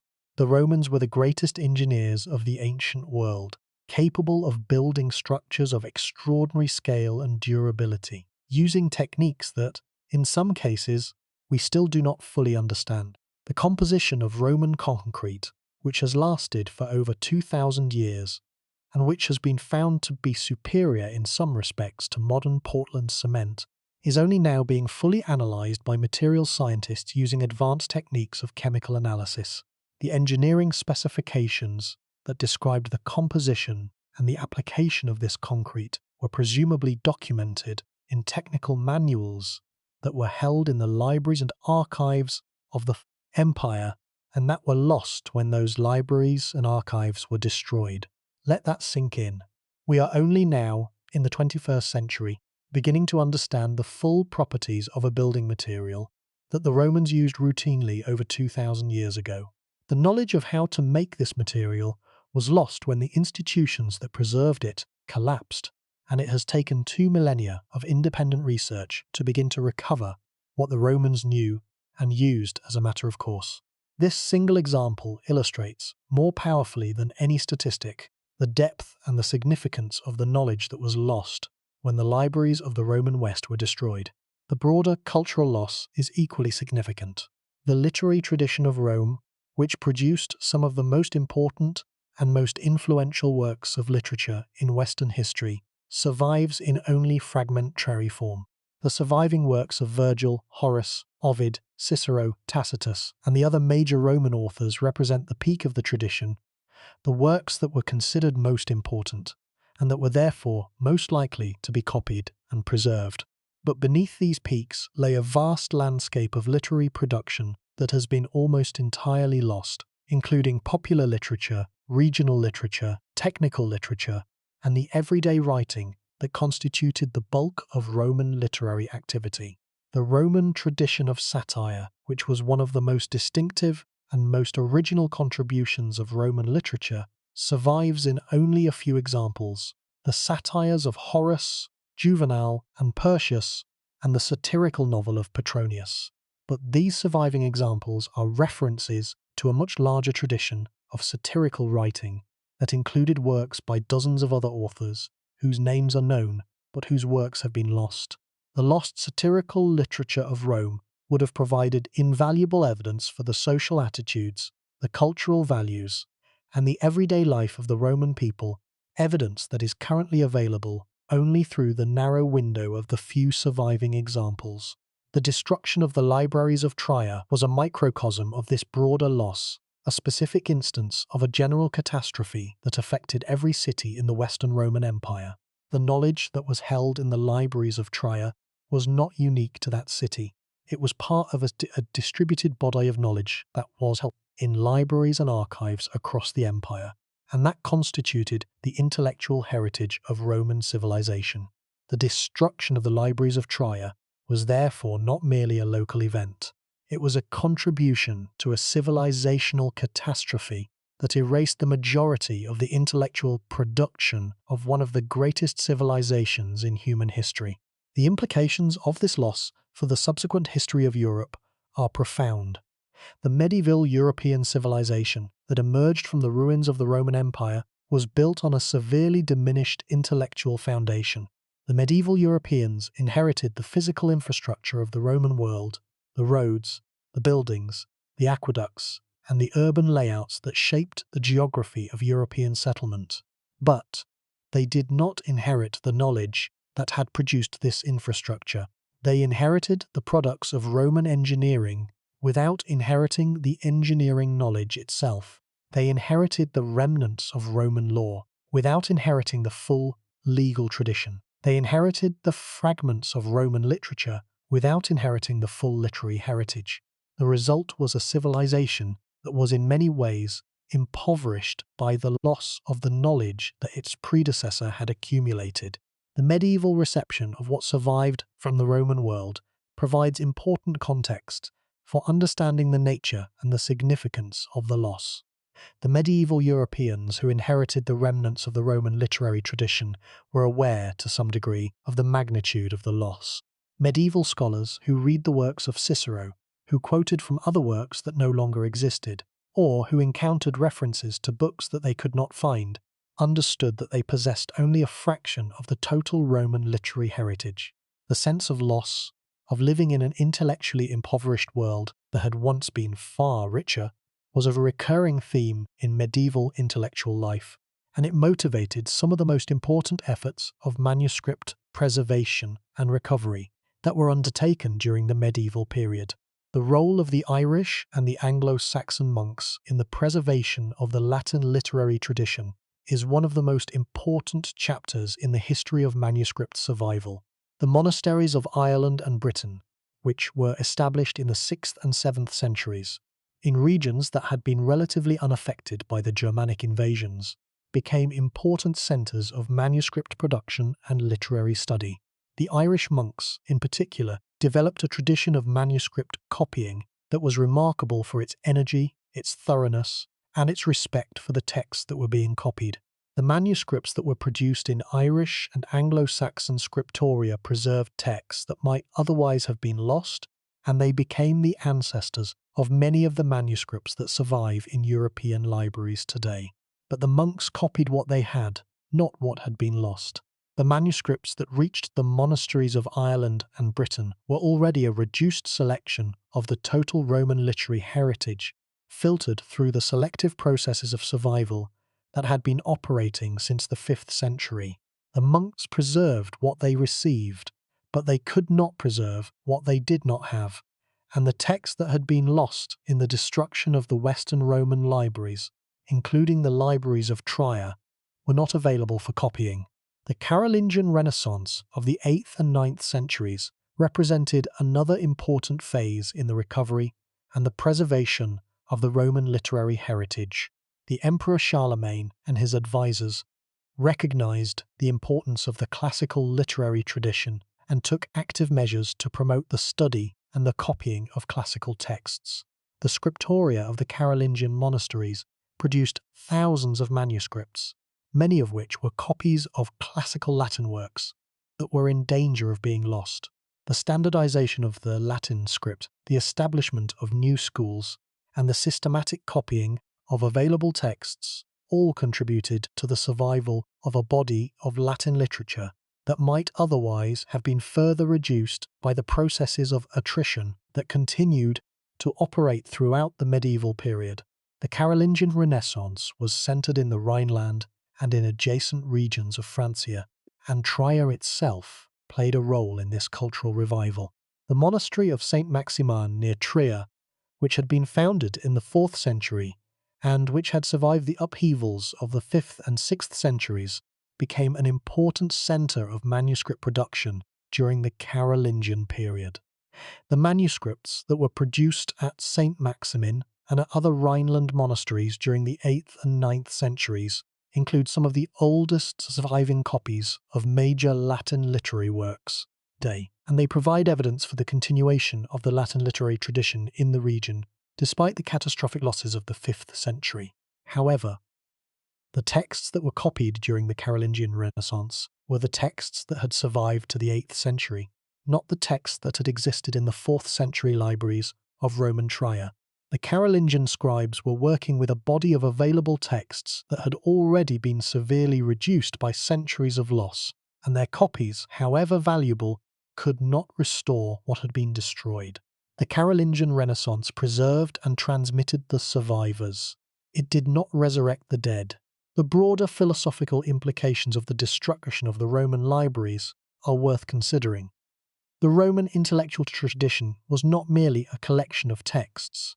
It was a way of understanding the world, a comprehensive framework of knowledge that encompassed literature, philosophy, science, law, medicine, and engineering, and that was sustained by a network of institutions, the schools, the libraries, the scriptoria, the administrative offices, that produced, preserved, and transmitted knowledge across generations and across the vast distances of the empire. The destruction of this framework was not merely a loss of information.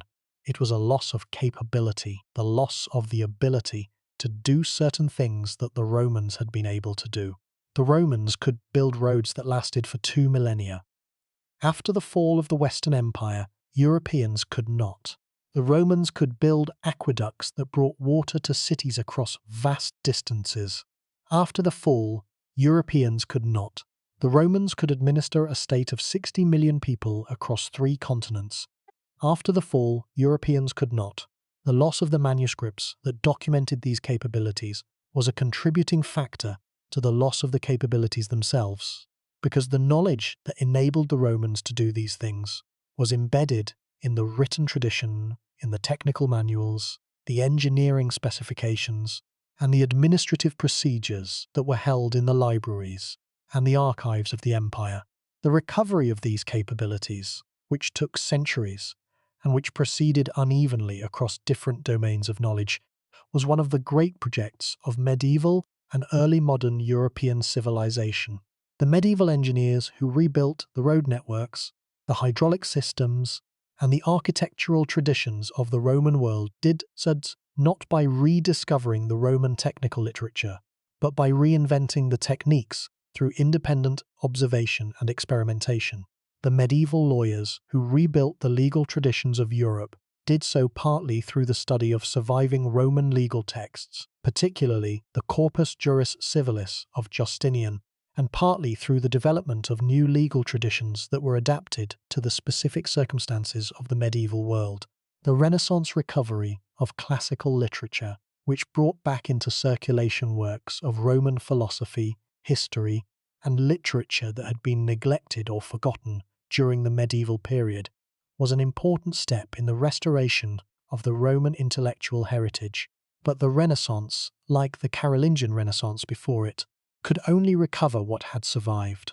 The texts that had been destroyed in the fall of the Western Empire were not available for recovery, and the gaps in the classical heritage that had been created by the 5th century destructions remained unfilled.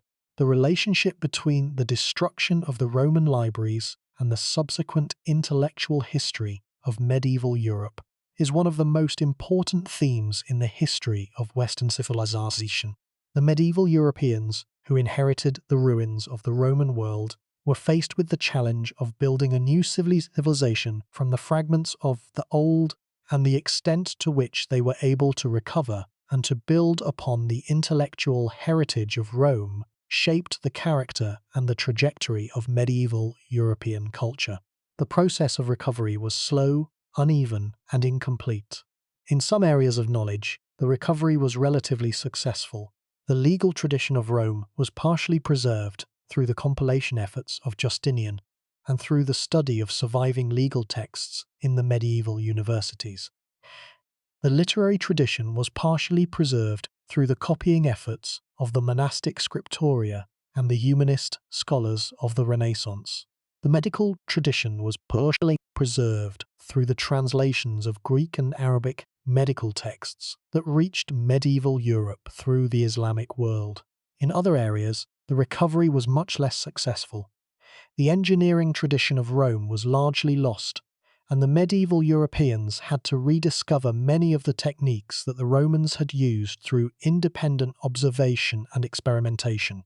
The administrative tradition of Rome was similarly lost, and the medieval states that replaced the empire developed their own administrative systems that were often less sophisticated and less efficient than the Roman system they replaced.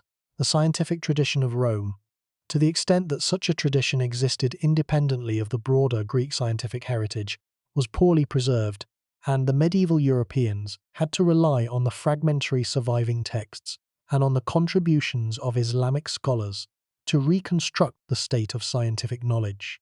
The specific losses at Trier contributed to this broader pattern of impoverishment. The engineering knowledge that had enabled the construction of the Porta Nigra, the imperial baths, and the other monumental buildings of Roman Trier was not transmitted to the medieval builders who constructed the churches and the castles of medieval Trier.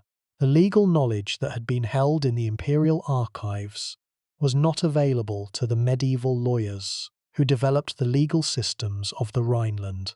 The medical knowledge that had been practiced by the physicians of Roman Trier was not transmitted to the medieval healers who served the reduced population of the post-Roman city. The intellectual impoverishment of the post-Roman world was not total. Some knowledge survived, transmitted through the monasteries, through the surviving texts, and through the oral traditions that bridged the gap between the Roman and the medieval worlds.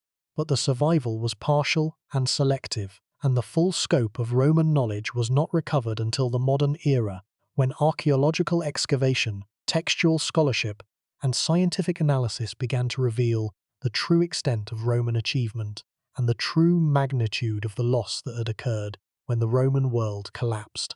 The emotional dimension of the loss deserves acknowledgement. The destruction of the libraries of Trier was not merely an event in the history of knowledge. It was a human tragedy, experienced by real people who witnessed the destruction of everything that their civilization had built, and who were powerless to prevent it. The citizens of Trier who survived the sackings of the 5th century lost not merely their physical possessions, but their cultural identity, the connection to the broader intellectual tradition of the Roman world that had given meaning and purpose to their lives.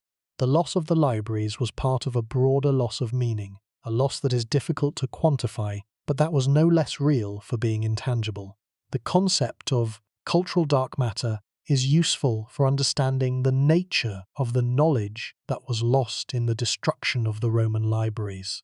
Just as physicists use the term dark matter to describe the invisible matter that makes up the majority of the universe's mass, but that cannot be directly observed, we might use the term cultural dark matter to describe the vast body of Roman knowledge that no longer exists in any detectable form, but whose former existence can be inferred from the surviving remnants of the Roman intellectual tradition. The surviving works of Roman literature and scholarship are the visible matter of the Roman intellectual universe. They are the texts that we can read, study, and analyze, and they form the basis of our understanding of the Roman world. But they represent only a small fraction of the total intellectual output of Roman civilization, just as the visible matter in the universe represents only a small fraction of the total mass. The vast majority of Roman intellectual production, the cultural dark matter, has been destroyed, and its former existence can only be inferred from the references, the allusions, and the fragments that survive in the visible portion of the record. The inference of the existence of cultural dark matter is not speculative, it is based on solid evidence. The surviving Roman authors frequently refer to other works that no longer exist. The ancient bibliographies and catalogues list titles and authors that do not correspond to any surviving work. The references in legal and administrative documents to institutions, procedures, and practices that are not described in any surviving text all point to the existence of a body of knowledge that was once accessible but that has been lost. The cultural dark matter of the Roman world is real. It once existed, and its absence from the surviving record is not because it was unimportant or insignificant. It is because the physical objects in which it was embodied, the manuscripts and the documents that recorded it, were destroyed. The destruction of the libraries of Trier contributed to the creation of this cultural dark matter. The specific texts that were held in the libraries of the imperial capital, the administrative records, the legal documents, the literary and philosophical works, the scientific and technical manuals, all of these have been absorbed into the darkness, leaving no trace in the surviving record except the general inference that a city of Trier's importance must have possessed substantial collections of manuscripts. The question of what the intellectual life of Europe might have looked like if the Roman libraries had survived is a counterfactual that historians are reluctant to pursue, but that is worth considering. If the libraries of Trier and the other major Roman cities had survived the invasions of the 5th century, the medieval Europeans would have had access to the full body of Roman technical, legal, scientific, and literary knowledge. The engineering knowledge that enabled the construction of the Roman road system, the aqueduct system, and the monumental buildings of the empire would have been available to medieval builders, potentially enabling them to maintain and to extend the Roman infrastructure rather than allowing it to deteriorate. The legal knowledge that was held in the Roman archives would have been available to medieval lawyers and administrators, potentially enabling the continuation of the Roman legal system rather than its replacement by the less sophisticated legal systems of the Germanic kingdoms. The medical knowledge that was held in the Roman libraries would have been available to medieval physicians, potentially enabling the continuation and the development of the Roman medical tradition rather than the dramatic decline in medical knowledge that actually occurred. The agricultural knowledge would have been available to medieval farmers, potentially enabling higher levels of food production and population growth. The scientific knowledge, to the extent that the Romans had accumulated independent scientific observations and theories, would have been available to medieval scholars, potentially accelerating the development of scientific inquiry in Europe. But counterfactuals are speculative by nature, and the actual history of the medieval period was shaped by many factors beyond the availability of classical texts. The social, economic, and political transformations that accompanied the fall of the Western Empire would have affected the reception and the use of classical knowledge, even if the manuscripts had survived. The Germanic peoples who inherited the territories of the Western Empire had their own cultural traditions and their own priorities, and they might not have been interested in or capable of using the full body of Roman technical and intellectual knowledge, even if it had been available to them. Nevertheless, the counterfactual is useful because it highlights the magnitude of the loss. The difference between a medieval Europe with access to the full Roman intellectual heritage and a medieval Europe without that access is the difference between a civilization that could build on the achievements of its predecessor and a civilization that had to rediscover, through centuries of independent effort, knowledge that its predecessor had already accumulated. The gap between these two scenarios represents the intellectual cost of the destruction of the Roman libraries, a cost that was paid over centuries of slow and painful recovery. The modern archaeological investigations at Trier have produced important discoveries that have enriched our understanding of the Roman city, even though they have not recovered any manuscripts. The excavation of the Aula Palatina, the great audience hall that was built for the Emperor Constantine, revealed the scale and the sophistication of the building's original decoration, which included marble-clad walls, mosaic floors, and heated chambers that made the building one of the most impressive structures in the Roman world north of the Alps. The excavation of the imperial baths revealed the elaborate heating and water supply systems that enabled the baths to function, providing evidence for the engineering capabilities that were a hallmark of Roman urban infrastructure. The excavation of Roman residential areas in Trier has revealed the domestic life of the city's inhabitants, including the layout of their houses, the decoration of their rooms, and the artifacts of their daily lives. Some of these houses contained rooms that appear to have been used as studies or libraries, with features such as built-in shelving and alcoves for scroll storage that suggest the presence of private book collections. These architectural features provide the most direct physical evidence for the existence of private libraries in Roman Trier, confirming the inference that the city's educated elite maintained personal collections of manuscripts that supplemented the public and institutional libraries. The study of the surviving monuments of Roman Trier has also been enriched by the application of modern scientific techniques, including materials analysis, structural engineering assessment, and digital reconstruction.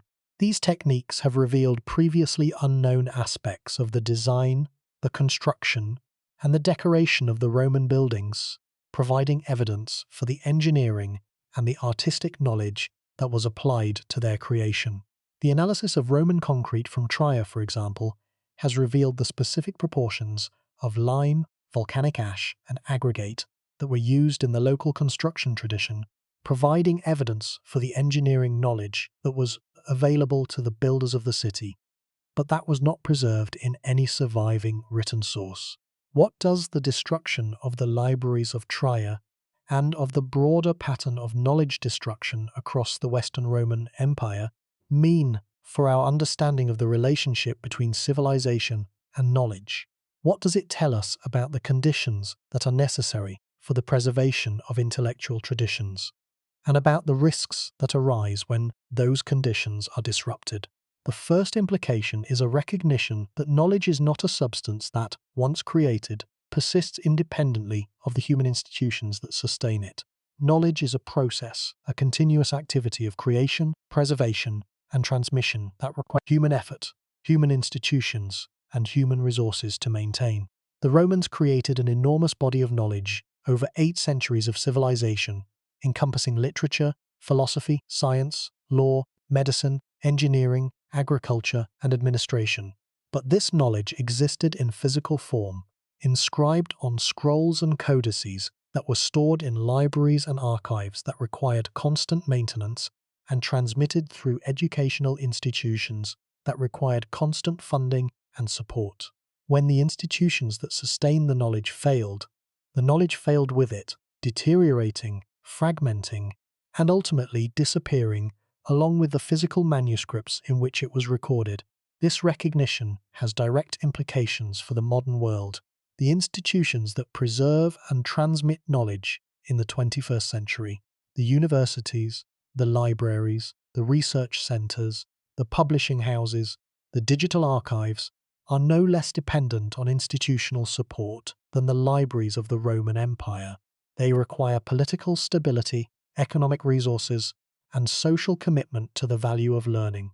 When any of these conditions fails, the institutions become vulnerable, and the knowledge they contain is at risk. There is a pause worth taking here.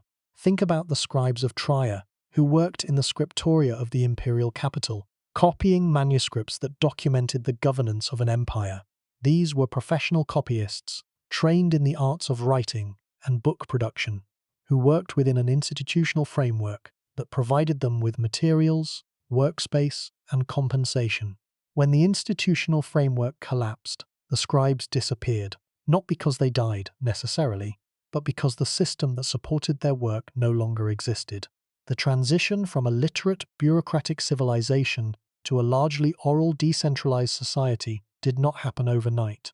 It happened gradually, as the institutions that sustained literacy and manuscript production were progressively dismantled.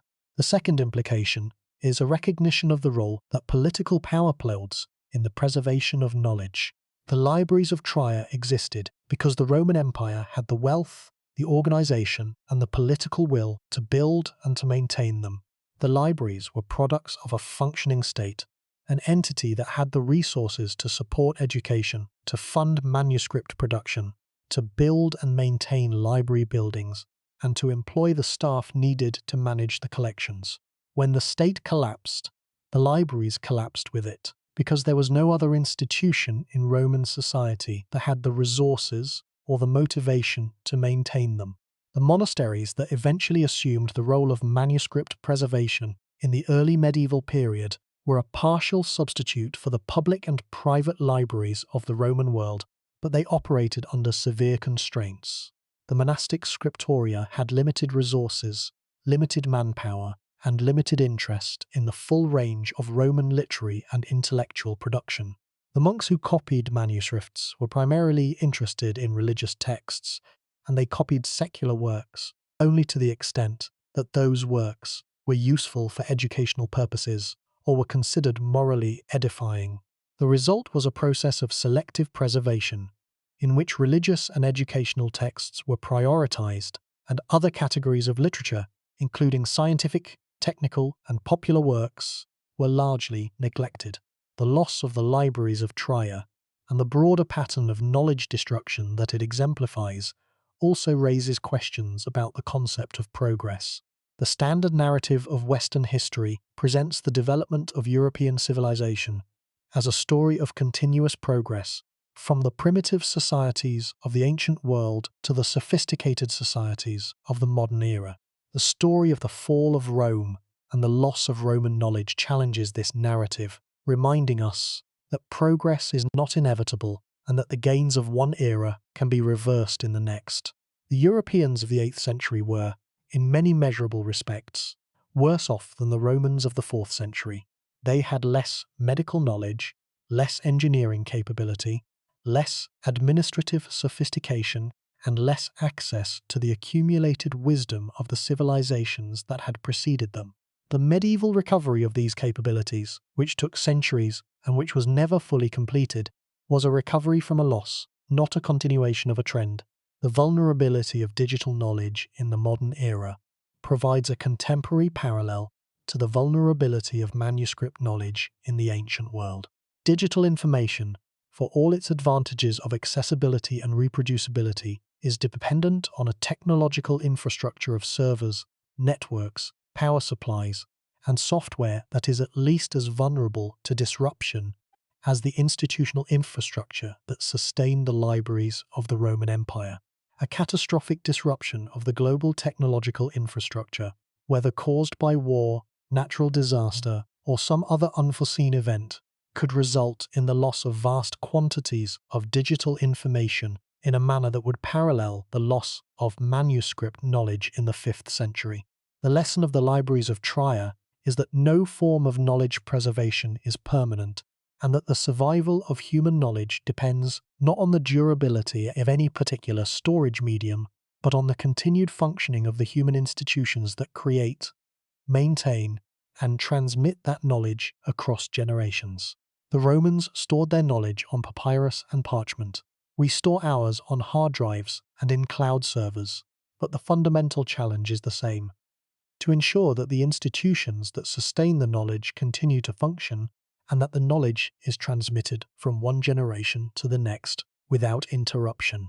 The contemporary relevance of the Trier story is difficult to overstate. The modern world, like the Roman world, depends on a complex infrastructure of institutions, technologies, and systems to preserve and to transmit its knowledge.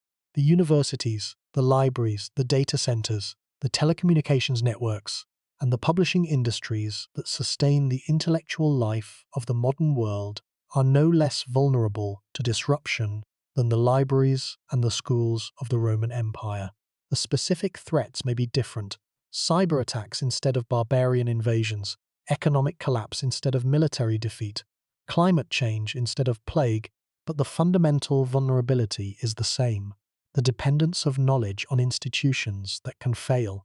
The digital revolution has transformed the way that knowledge is stored and transmitted, but it has not eliminated the fundamental challenge of preservation. Digital information, while more easily reproduced and more widely distributed than manuscript information, is also more dependent on technological infrastructure and more vulnerable to certain types of disruption. A manuscript that survives a fire is readable by anyone who knows the language. A digital file that survives a server crash may be unreadable if the software needed to interpret it is no longer available. The digital medium offers advantages of scale and accessibility that were unimaginable in the Roman world, but it also introduces new vulnerabilities that must be addressed through deliberate and sustained effort. The lesson of the libraries of Trier is that the preservation of knowledge is not a problem that can be solved once and for all. It is an ongoing challenge that requires constant attention, constant investment, and constant vigilance. The Romans built one of the most sophisticated systems of knowledge preservation in the ancient world, and they sustained it for centuries. But they could not sustain it forever, and when the system failed, the knowledge it contained was lost. The modern world must learn from this example and must ensure that the systems it has built to preserve its own knowledge are robust enough to withstand the disruptions that the future may bring. The moral dimension of the preservation of knowledge deserves reflection. The people who created and maintained the libraries of Trier did so because they believed that knowledge was worth preserving, that the intellectual achievements of their civilization were a treasure that deserved to be protected and transmitted to future generations. They were right about the value. The knowledge that they preserved was indeed a treasure, but they were wrong about the permanence. The knowledge that they preserved so carefully was destroyed within a few generations of their deaths, and the civilization that they had built was impoverished by the loss. The modern world stands in a similar position. We create and preserve knowledge because we believe it is valuable, because we believe it will benefit not only our own generation but also all future generations. But the example of the Roman libraries reminds us that preservation is not guaranteed, that the institutions we build to protect our knowledge are themselves vulnerable to the forces of destruction, and that the failure to maintain those institutions can result in losses that are permanent and irreversible. The question of what the discovery of a cache of manuscripts from Roman Trier would mean for our understanding of the ancient world is a hypothetical that is worth considering, even if the possibility of such a discovery is vanishingly small. If a sealed chamber containing manuscripts from the imperial period were discovered beneath the streets of Trier, the impact on classical scholarship would be enormous. Even a small collection of administrative documents, tax records, or military dispatches would provide information about the organization and the functioning of the late Roman Empire that is currently unavailable from any other source. The discovery of literary or philosophical manuscripts would be even more significant. The recovery of lost works by major Roman authors, works that are known to have existed but that do not survive in any known manuscript, would transform our understanding of the Roman literary tradition and of the intellectual life of the Roman world.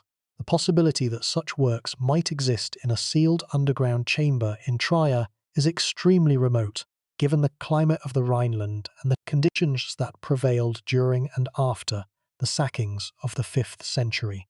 But the example of manuscript discoveries in other parts of the world, including the Dead Sea Scrolls, the Nag Hammadi Library, and the carbonized scrolls of Herculaneum, demonstrates that ancient manuscripts can survive for millennia under the right conditions, and it reminds us that the possibility of future discoveries can never be entirely ruled out. The ongoing archaeological work in Trier continues to produce new evidence for the history and the culture of the Roman city. Recent excavations have uncovered previously unknown structures, artifacts, and inscriptions that have expanded our understanding of Roman Trier and that have provided new evidence for the daily life, the religious practices, and the economic activities of the city's inhabitants.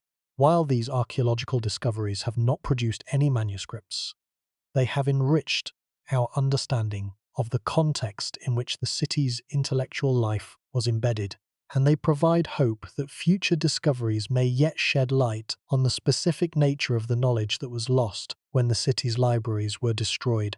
The preservation of what little survives from the intellectual tradition of Roman Trier is an ongoing project that involves scholars from multiple disciplines.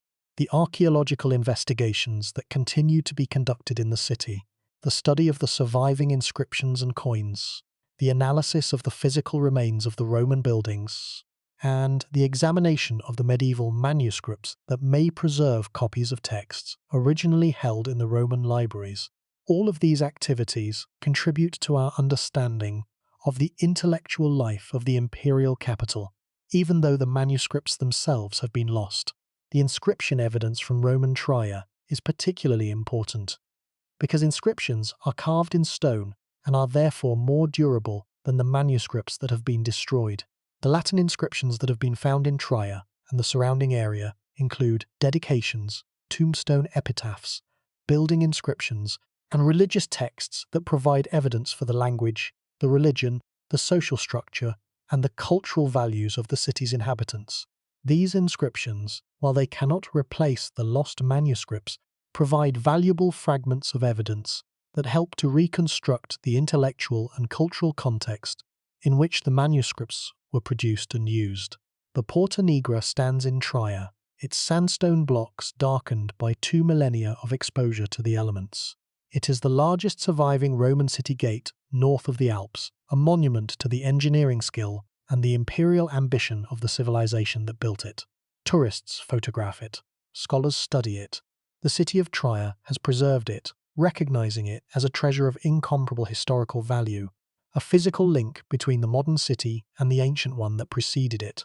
But the gate is silent about the knowledge that once existed behind it. The Porta Nigra does not tell us what was written in the manuscripts that filled the libraries of imperial Trier. It does not tell us what the physicians of Trier knew about medicine, what the engineers knew about construction, what the lawyers knew about law, or what the scholars knew about the literature and the philosophy of the classical world. The stone endures. The knowledge does not, and the gap between what the stone can tell us and what the manuscripts could have told us is a gap that can never be fully closed. The libraries of Trier are not merely lost. They are forgotten. They are not even mentioned in most accounts of the fall of the Roman Empire, which tend to focus on the political and military events that accompanied the collapse and to ignore the intellectual and cultural dimensions of the catastrophe. The destruction of the libraries of Rome, Alexandria, and Constantinople receives attention in the historical record. The destruction of the libraries of the provincial cities, the Triers, the Colons, the Lyons, the Carthages, and the hundreds of other Roman cities that possessed substantial manuscript collections, is passed over in silence, as if the knowledge that those cities contained was not worth remembering. But it was worth remembering. The knowledge that was held in the libraries of Trier and the other cities of the Roman West was the accumulated wisdom of one of the greatest civilizations in human history. It was the record of 8 centuries of literary, philosophical, scientific, legal, medical, and technical achievement. It was the institutional memory of a state that governed 60 million people across 3 continents. And it was the living intellectual heritage of a society that valued education, that prized literacy, and that believed, as we believe today, that the preservation of knowledge is one of the highest duties of a civilized society. That heritage is largely gone. The manuscripts that recorded it have been destroyed. The institutions that preserved it have collapsed. The people who created it and maintained it have been dead for 16 centuries. What survives is fragments, a handful of literary works, a few technical manuals, scattered archaeological remains, and the physical infrastructure of roads, aqueducts, and buildings that testifies to the capabilities of a civilization whose full knowledge we can no longer access. The story of the libraries of Trier is a story about the cost of civilizational failure. It is a story about what happens when the institutions that preserve knowledge are destroyed, when the chain of transmission that connects one generation to the next is broken, when the accumulated wisdom of centuries is left unprotected against the forces that would destroy it. It is a story that should give pause to anyone who takes for granted the institutions that preserve knowledge in the modern world, the universities, the libraries, the archives, and the digital repositories that contain the intellectual heritage of our civilization. These institutions are not eternal. They are sustained by specific conditions, political stability, economic prosperity, and social commitment to the value of learning. And when those conditions fail, the institutions fail with them. The Porta Nigra stands, the amphitheatre stands, the walls of the Basilica of Constantine stand, but the manuscripts are ash and dust and nothing. The knowledge that the Romans of Trier possessed, the knowledge that sustained the most powerful city in the Western Empire, the knowledge that enabled them to build the monuments that still stand today, that knowledge has been scattered beyond recovery, swallowed by the silence that descends when a civilization loses the ability to remember. The stones endure, the words do not.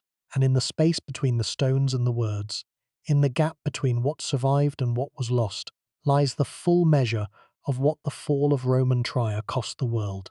The gate stands open, but the library behind it is empty. And the silence within is the silence of everything we will never know. The medieval city of Trier was built on top of the Roman one, its streets following the ancient Roman grid, its churches incorporating the stones of Roman temples, its walls rising from Roman foundations. The continuity is physical, but not intellectual. The medieval inhabitants of Trier walked the streets that the Romans had paved, drew water from wells that the Romans had dug, and worshipped in buildings that the Romans had built. But they did not read the books that the Romans had written. They did not know the science that the Romans had practiced. They did not understand the engineering that the Romans had mastered. The physical infrastructure endured. The intellectual infrastructure did not. This gap between physical survival and intellectual loss is one of the most important features of the transition from the ancient to the medieval world. The monuments of Roman civilization, the roads, the aqueducts, the amphitheatres, the gates, have survived for 2,000 years, testifying to the skill and the ambition of the civilization that built them. But the knowledge that produced these monuments, the engineering calculations, the architectural plans, the administrative procedures that organized the labor, and the materials needed for their construction, this knowledge was lost when the libraries that contained it were destroyed. The monuments survive as orphans, separated from the knowledge that gave them birth, standing in the landscape as mute testimony to capabilities that their builders' descendants could no longer replicate. Every Roman ruin is a reminder of what was lost. Every standing aqueduct is evidence of engineering knowledge that disappeared with the manuscripts that described it. Every section of Roman road is a physical record of construction techniques that were not passed down to the generations that inherited the road. The ruins of Trier, the Porta Nigra, the imperial baths, the Basilica of Constantine, are among the most impressive Roman monuments north of the Alps. They testify to the power and the sophistication of the civilization that built them. And they testify, by their silence, to the knowledge that was lost when that civilization fell. The libraries of Trier are gone, the manuscripts are gone, the archives are gone. The intellectual heritage of one of the greatest cities in the Roman Empire has been reduced to silence and absence. But the questions that the loss raises, questions about the fragility of knowledge, the dependence of civilization on its institutions, the cost of cultural collapse, and the responsibility of the present to the past, these questions remain as urgent and as relevant today as they were in the 5th century, when the fires burned in the streets of the imperial capital and the manuscripts turned to ash. The Moselle River still flows past Trier, as it has flowed for millennia, its waters reflecting the towers and the bridges that have been built and rebuilt along its banks by successive generations of human inhabitants. The vineyards that Ausonius celebrated in his poetry still climb the slopes above the river, their rows of vines tracing patterns that have been maintained since Roman times. The physical landscape of the Moselle Valley retains the imprint of the Roman civilization that shaped it, an imprint that is visible in the terraced hillsides, the ancient road alignments, and the foundations of Roman buildings that lie beneath the medieval and the modern structures. But the intellectual landscape that accompanied this physical landscape has been erased. The thoughts that were thought in Roman Trier, the arguments that were made, the discoveries that were recorded, the stories that were told, these have been silenced by the destruction of the manuscripts in which they were preserved. The physical world that the Romans created in the Moselle Valley endures, altered and overlaid by the works of later generations, but still recognizable. The intellectual world that they created has vanished, recoverable only in the fragments and the echoes that survive in the works of a handful of authors and in the mute testimony of the archaeological record. The ruins of Roman Trier are among the most impressive in northern Europe. They draw visitors from around the world who come to marvel at the engineering skill and the imperial ambition of the civilization that built them. But few of these visitors pause to consider the knowledge that once accompanied these structures, the written records and the intellectual traditions that gave the buildings their meaning and their purpose. The Porta Nigra is a gate. But a gate to what? To a city that once possessed libraries, archives, schools, and all the apparatus of a sophisticated intellectual culture. A city whose knowledge has been lost, whose books have been burned, whose archives have been scattered, whose intellectual heritage has been reduced to the silence of empty rooms and the darkness of buried foundations. The stones remember, the words are gone, and in the gap between memory and forgetting, between the endurance of stone and the fragility of parchment, lies the story of everything that was lost when the libraries of Trier fell silent.